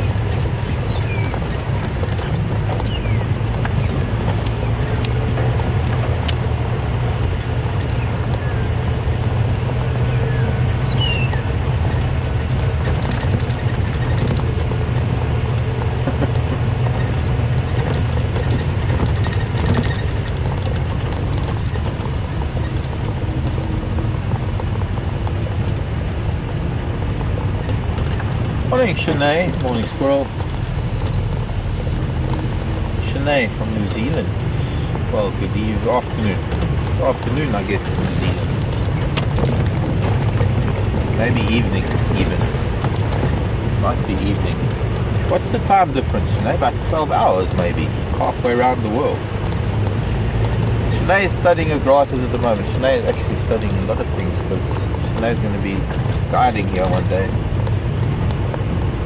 3 of the most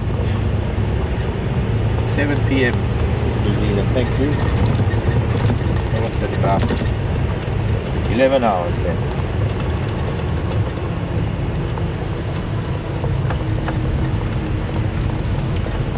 Three of the common grasses. Well, I suppose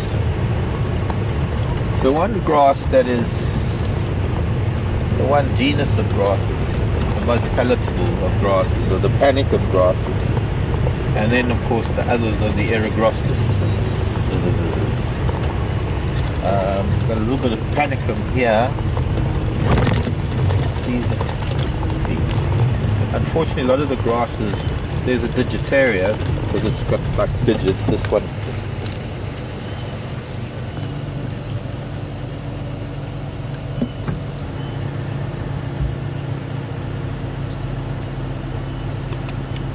Which word?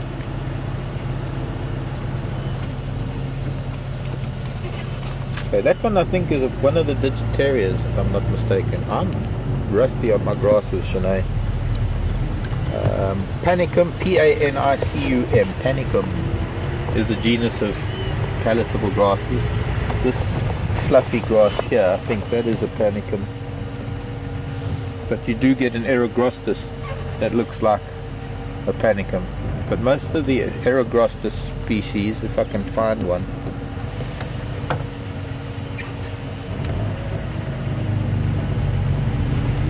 some of the seeds are shaped like a heart, hence the name eragrostis. It's Greek from 2 words, eros, which means love. Grostis means grass. This is turpentine grass, by the way. This one growing here, or rooigras. No, it's not turpentine. It's a Tomida triandra, I think. I'm so rusty with grasses. I think you'd be able to teach me something, Shanae. August, I think. Repeat that, please. Oh, wrong radio. Repeat that, please. Ah, okay.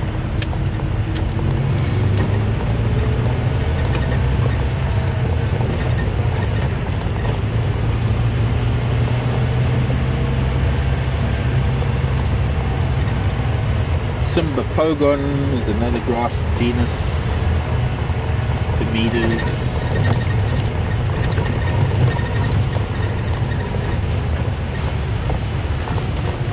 Have you got a grass book, Shanae? Do you have the grasses of Southern Africa? Great book. I don't know if I have it. I might have it with me.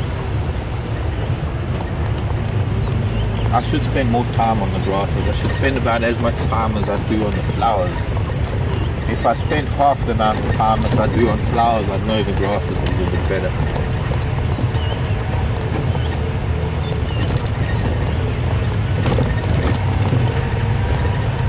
They get confusing for my tired old brain.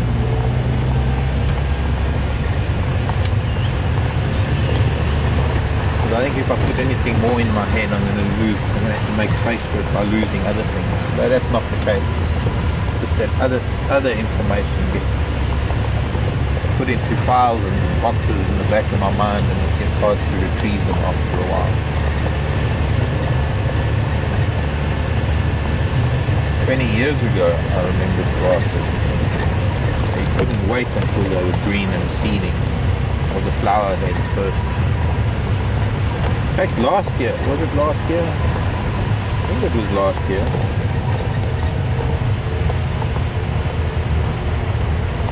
I spent some time with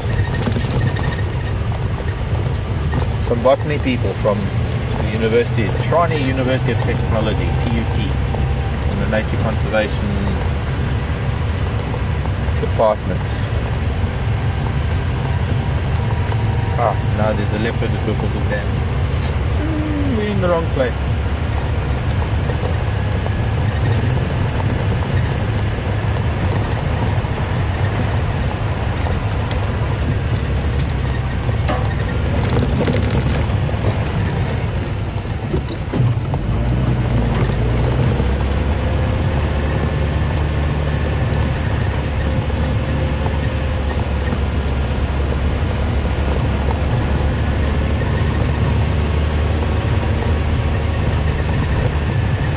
Like quarantine QM.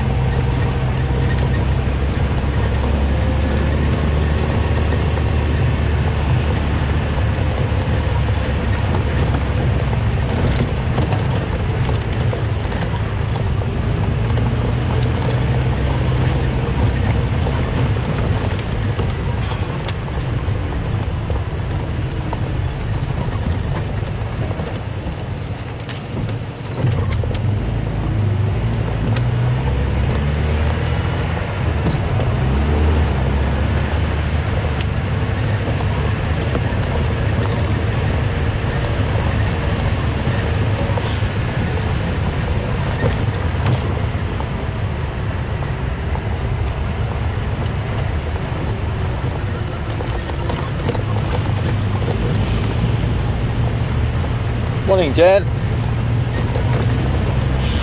Morning from Philly, Philadelphia. What happens to the weaver's nests? The old weaver's nests? Do the weavers come back and tear them down, or do they reuse them?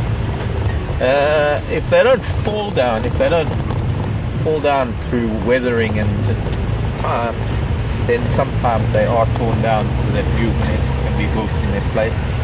But the nests are not used at all by the weaver birds. You might find there are other things that might use the nest. I've often found certain mud or masonry wasp species that use the nest. They build their mud nests inside the weaver's nest. Because you'll find that sometimes even throughout the dry season you'll find wasps still doing things.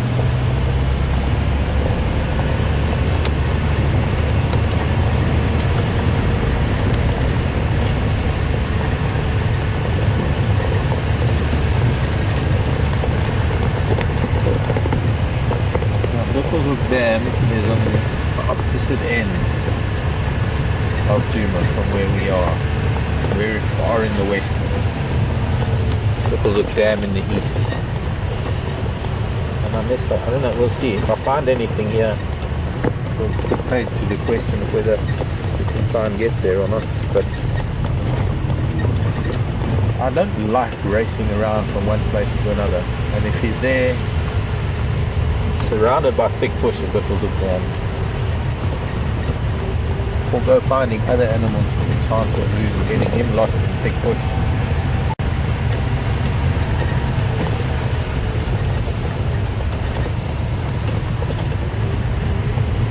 Let's first find out what's going on with lion, if there are any around here.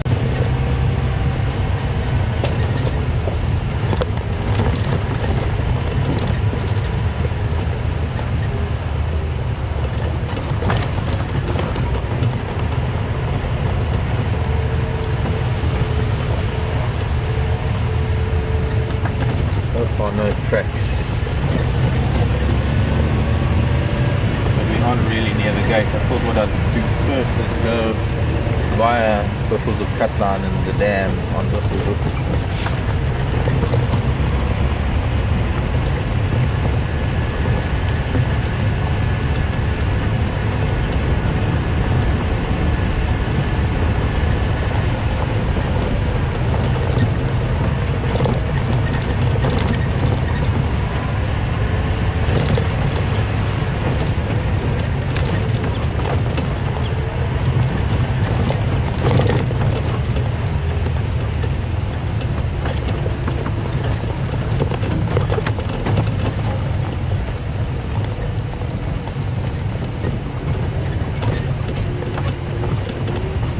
Morning Sharon in Austria, nice to hear from you.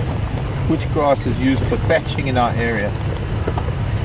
Interesting question, Sharon, because there's only really one type of grass, thatching grass, but it grows differently in different regions, and perhaps the slower growing grasses of the low veld are a little bit too thick to use as good thatching grass. I think the grasses up on the high veld, the best thatching grass comes from an area known as Secunda. Sharon might know where that is. In fact, we even have a viewer occasionally who writes in from Secunda. But there's vast open grasslands up there where the best thatching grass comes from, because it's a very narrow, very thin thatching grass. Perhaps because it grows faster, so it gets taller and more rain in the summer.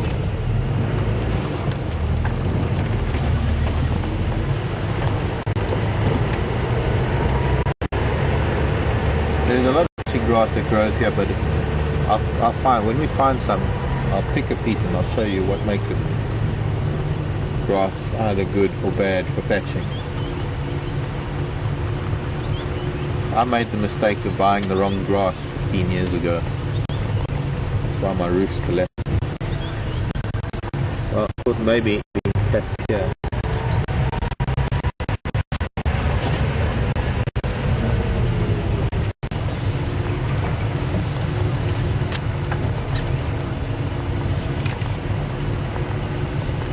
Okay, copy.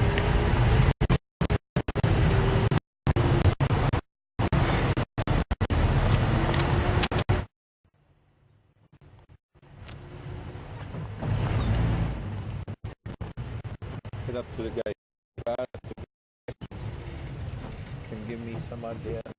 Just checking these elephant paths that come in through this bush to the dam. And I like to use.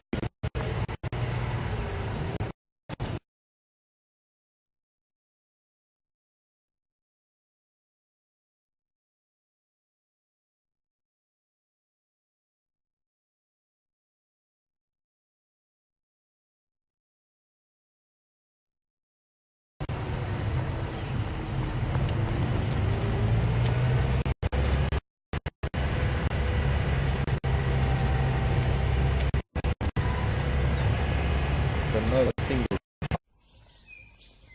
Start and end your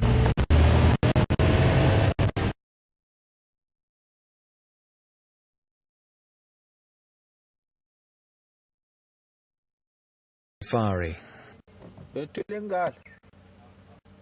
Sure. Oh, okay, cool.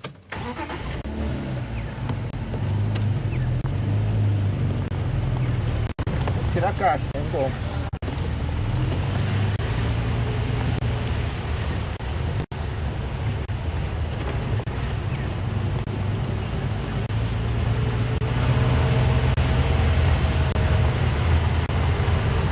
No sign of lion. The folks at the gate say they haven't heard any lion.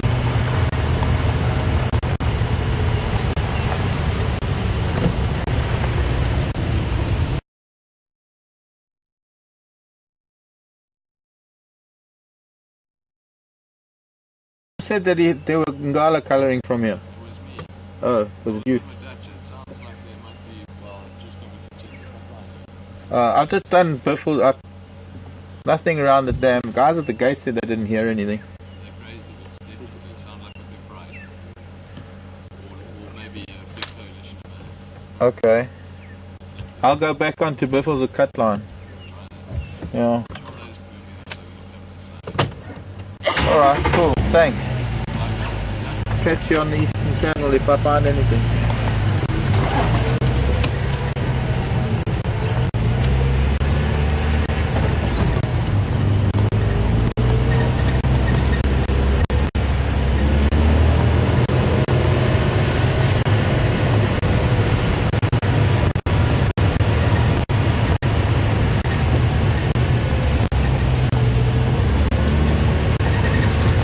Well, interesting.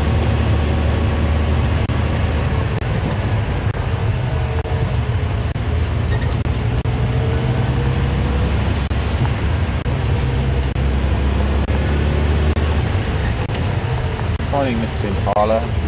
How are you today?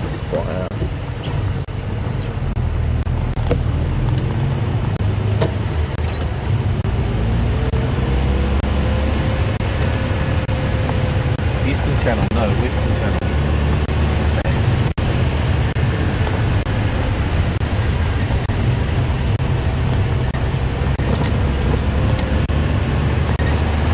Well, he says it sounded like a large coalition of males, which could be maybe Birmingham. So it's worth heading along Biffles of Cutline. Might even be further into Manjaleti even that calls are coming from.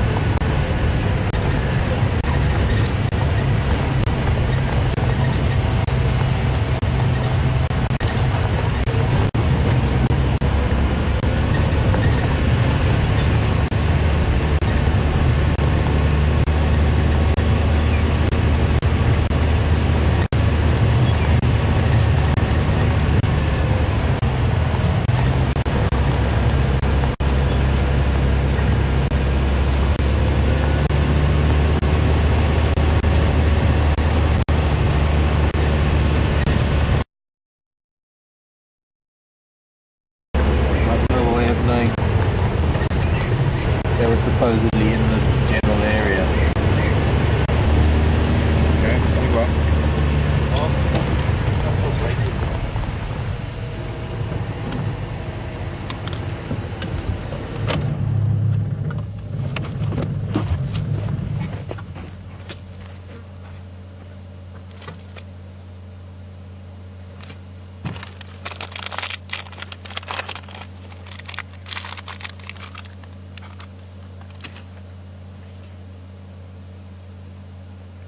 Hi everyone, you're welcome back.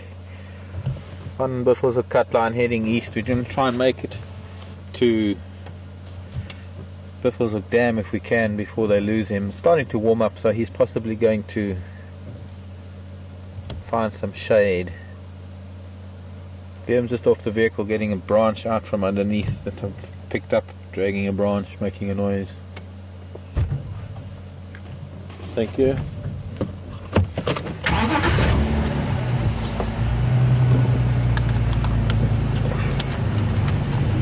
No sign of these lions, so they must have been still further north on Buffelshoek.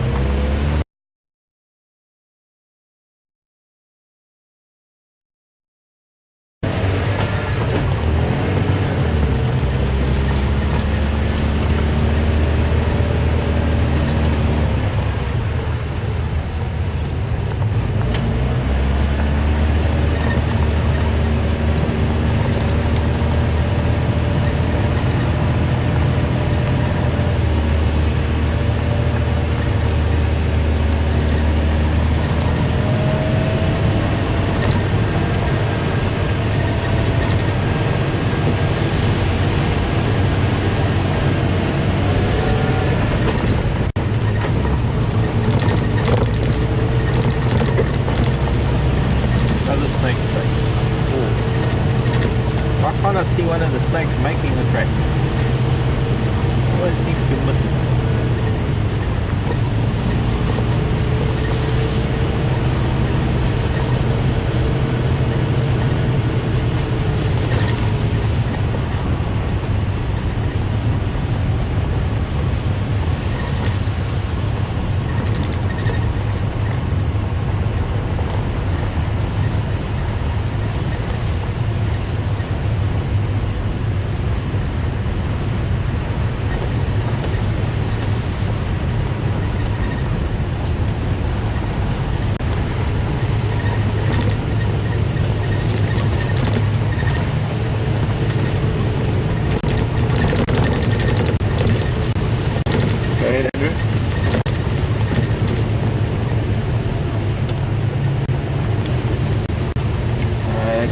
cat line, go to the cat line.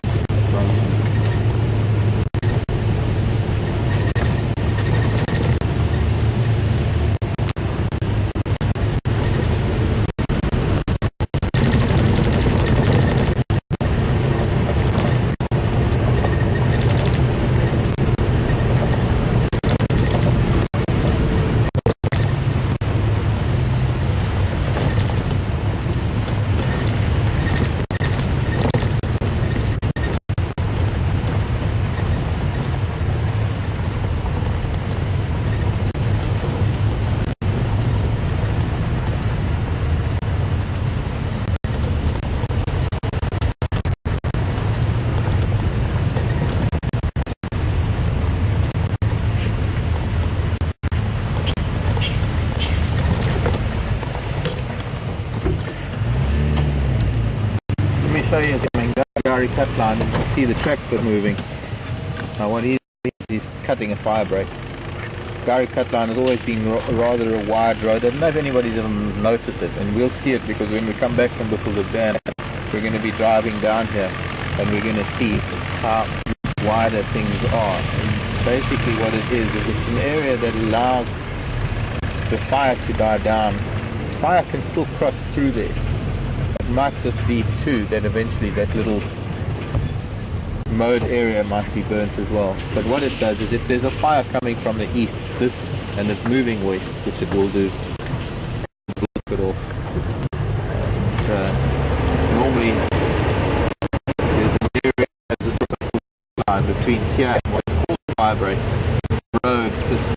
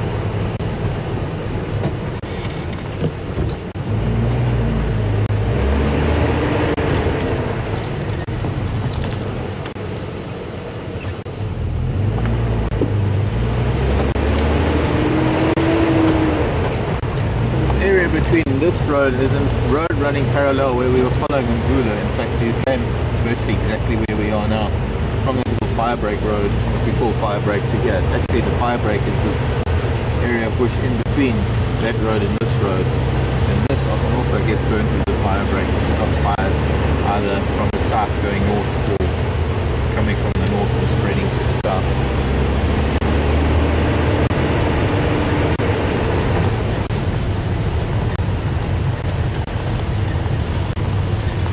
Where that elephant went to, there's evidently an elephant at the dam as well earlier. The only talk there has been lately is the quarantine male has been at the dam.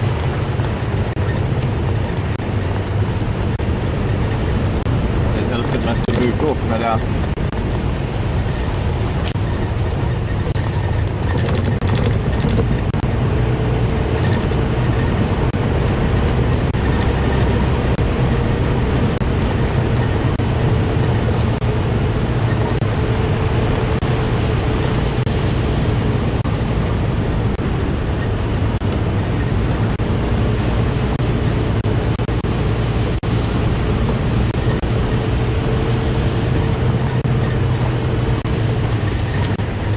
Fortunately, it sounds like he's laid down somewhere, so he's not moving.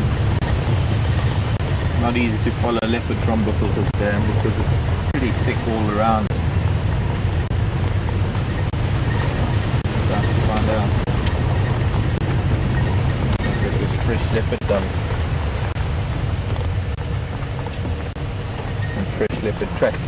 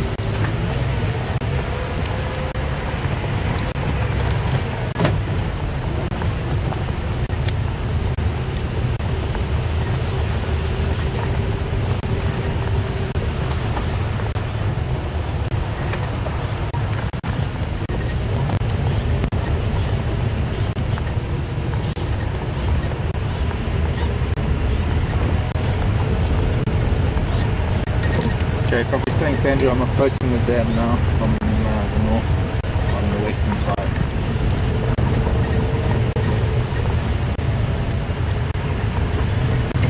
Thank you very much. There he is.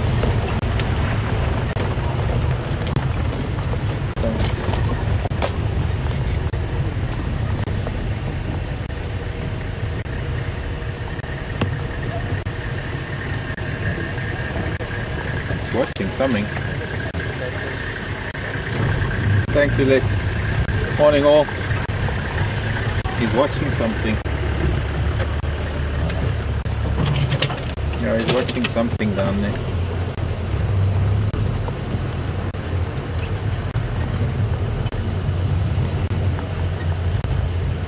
He was, and he's not stalking it now, but he's definitely watching something at the bottom there.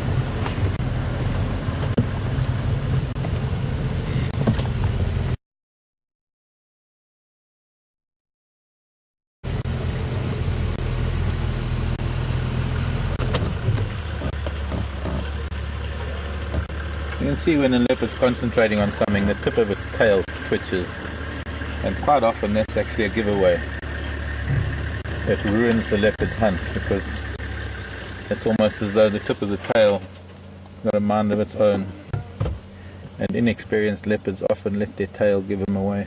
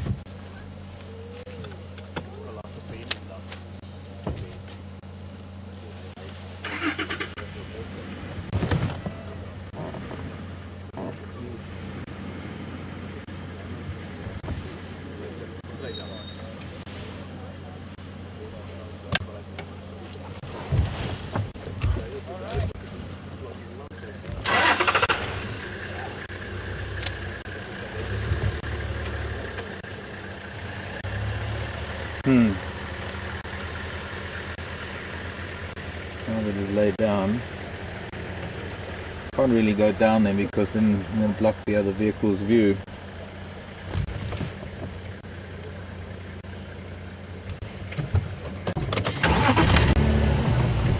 Andrew's left.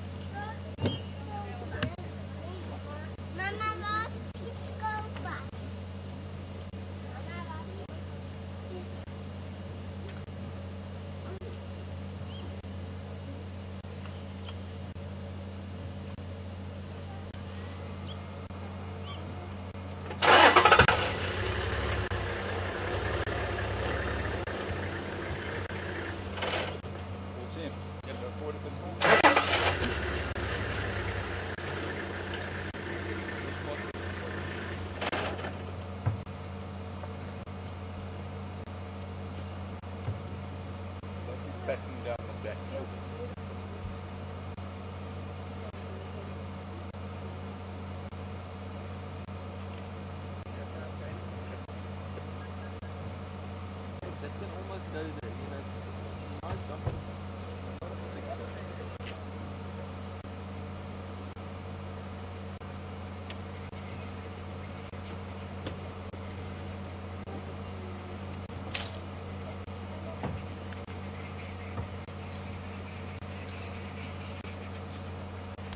Evidently he was watching Warthog earlier. I don't know if that was what he was watching again now.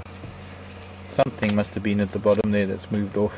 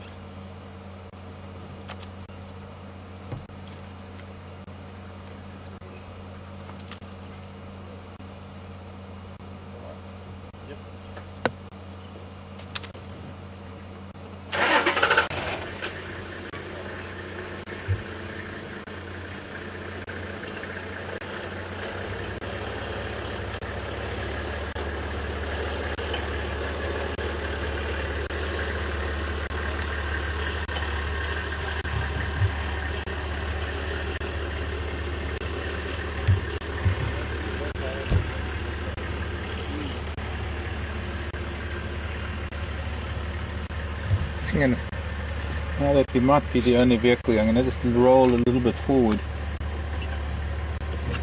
into the shade. We're in the same light as him, but no, I'm not going to be blocking anybody's view. Hey pretty boy.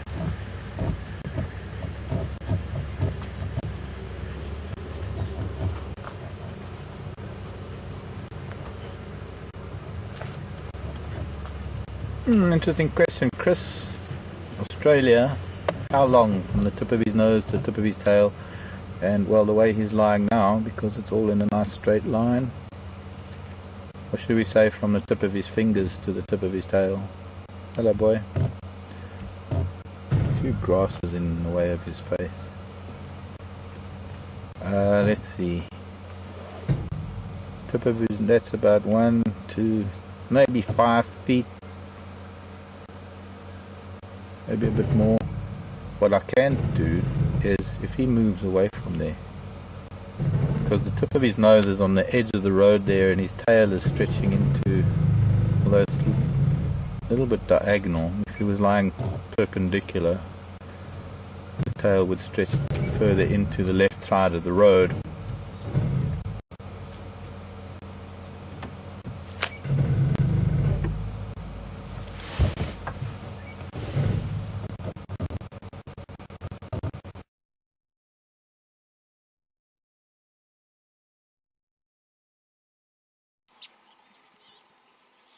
Provision so we can get signal back again where we are.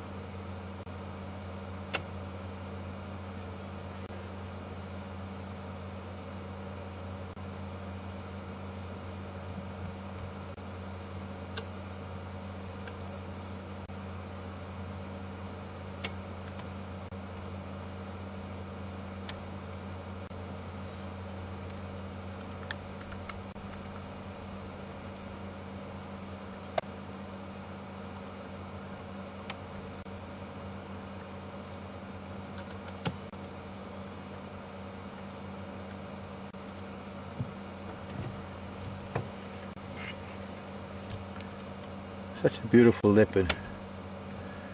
And he's got, and we don't often get to see that whole pattern from the tail going up his spine. Beautiful markings.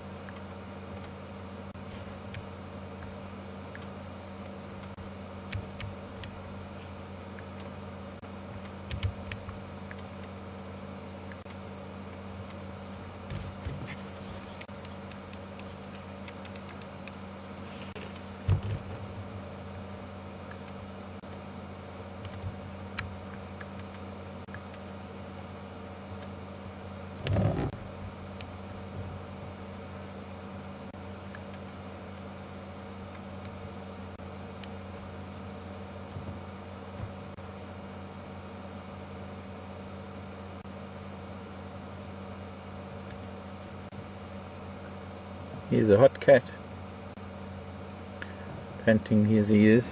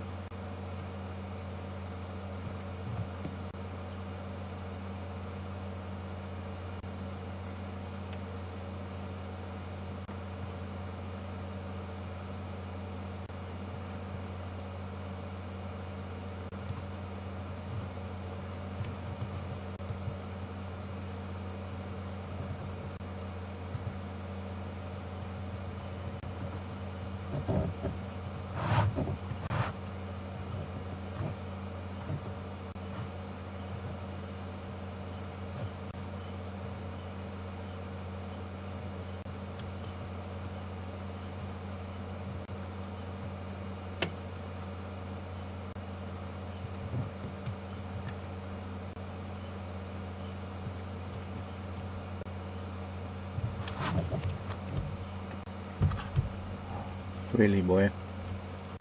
Point my camera at you, waiting for you to turn your head, and as soon as I put my camera down, you turn your head. It's like you got eyes in the back of your head. Well, folks, it is time to sort of to say goodbye, sadly, to you for now, for a few hours. We'll see you a little bit later this afternoon, 4 o'clock Central African time, 4 o'clock our time. We'll be back out again, Brent and I, flying the roads, seeing what we can find for you, and hopefully we'll be able to come back here. I'm hoping that he might just end up sleeping somewhere close by in some of the shade here. He might stay where he is for a while, but with the sun moving over, it's going to change the shade, so he will have to move at some point. And there's always the opportunity of that something's going to come by, giving him the opportunity to hunt, and that might change his position. But for now, I think we'll leave him be in peace and head back to camp. My name is Mark. Liam, sorry, Liam has been on camera, not Wilhelm. They called you Wilhelm. That's my official name. Oh, they did? Yeah. That's right, you did tell me that. Anyways, Liam and I will see you later, as will Brent and Brian, and Alex will be in final control. Love you lots. Thanks for being with us this morning. We'll see you later.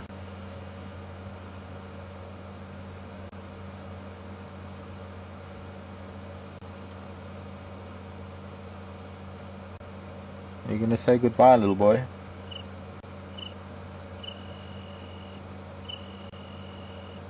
The ears turned back, he's listening to me.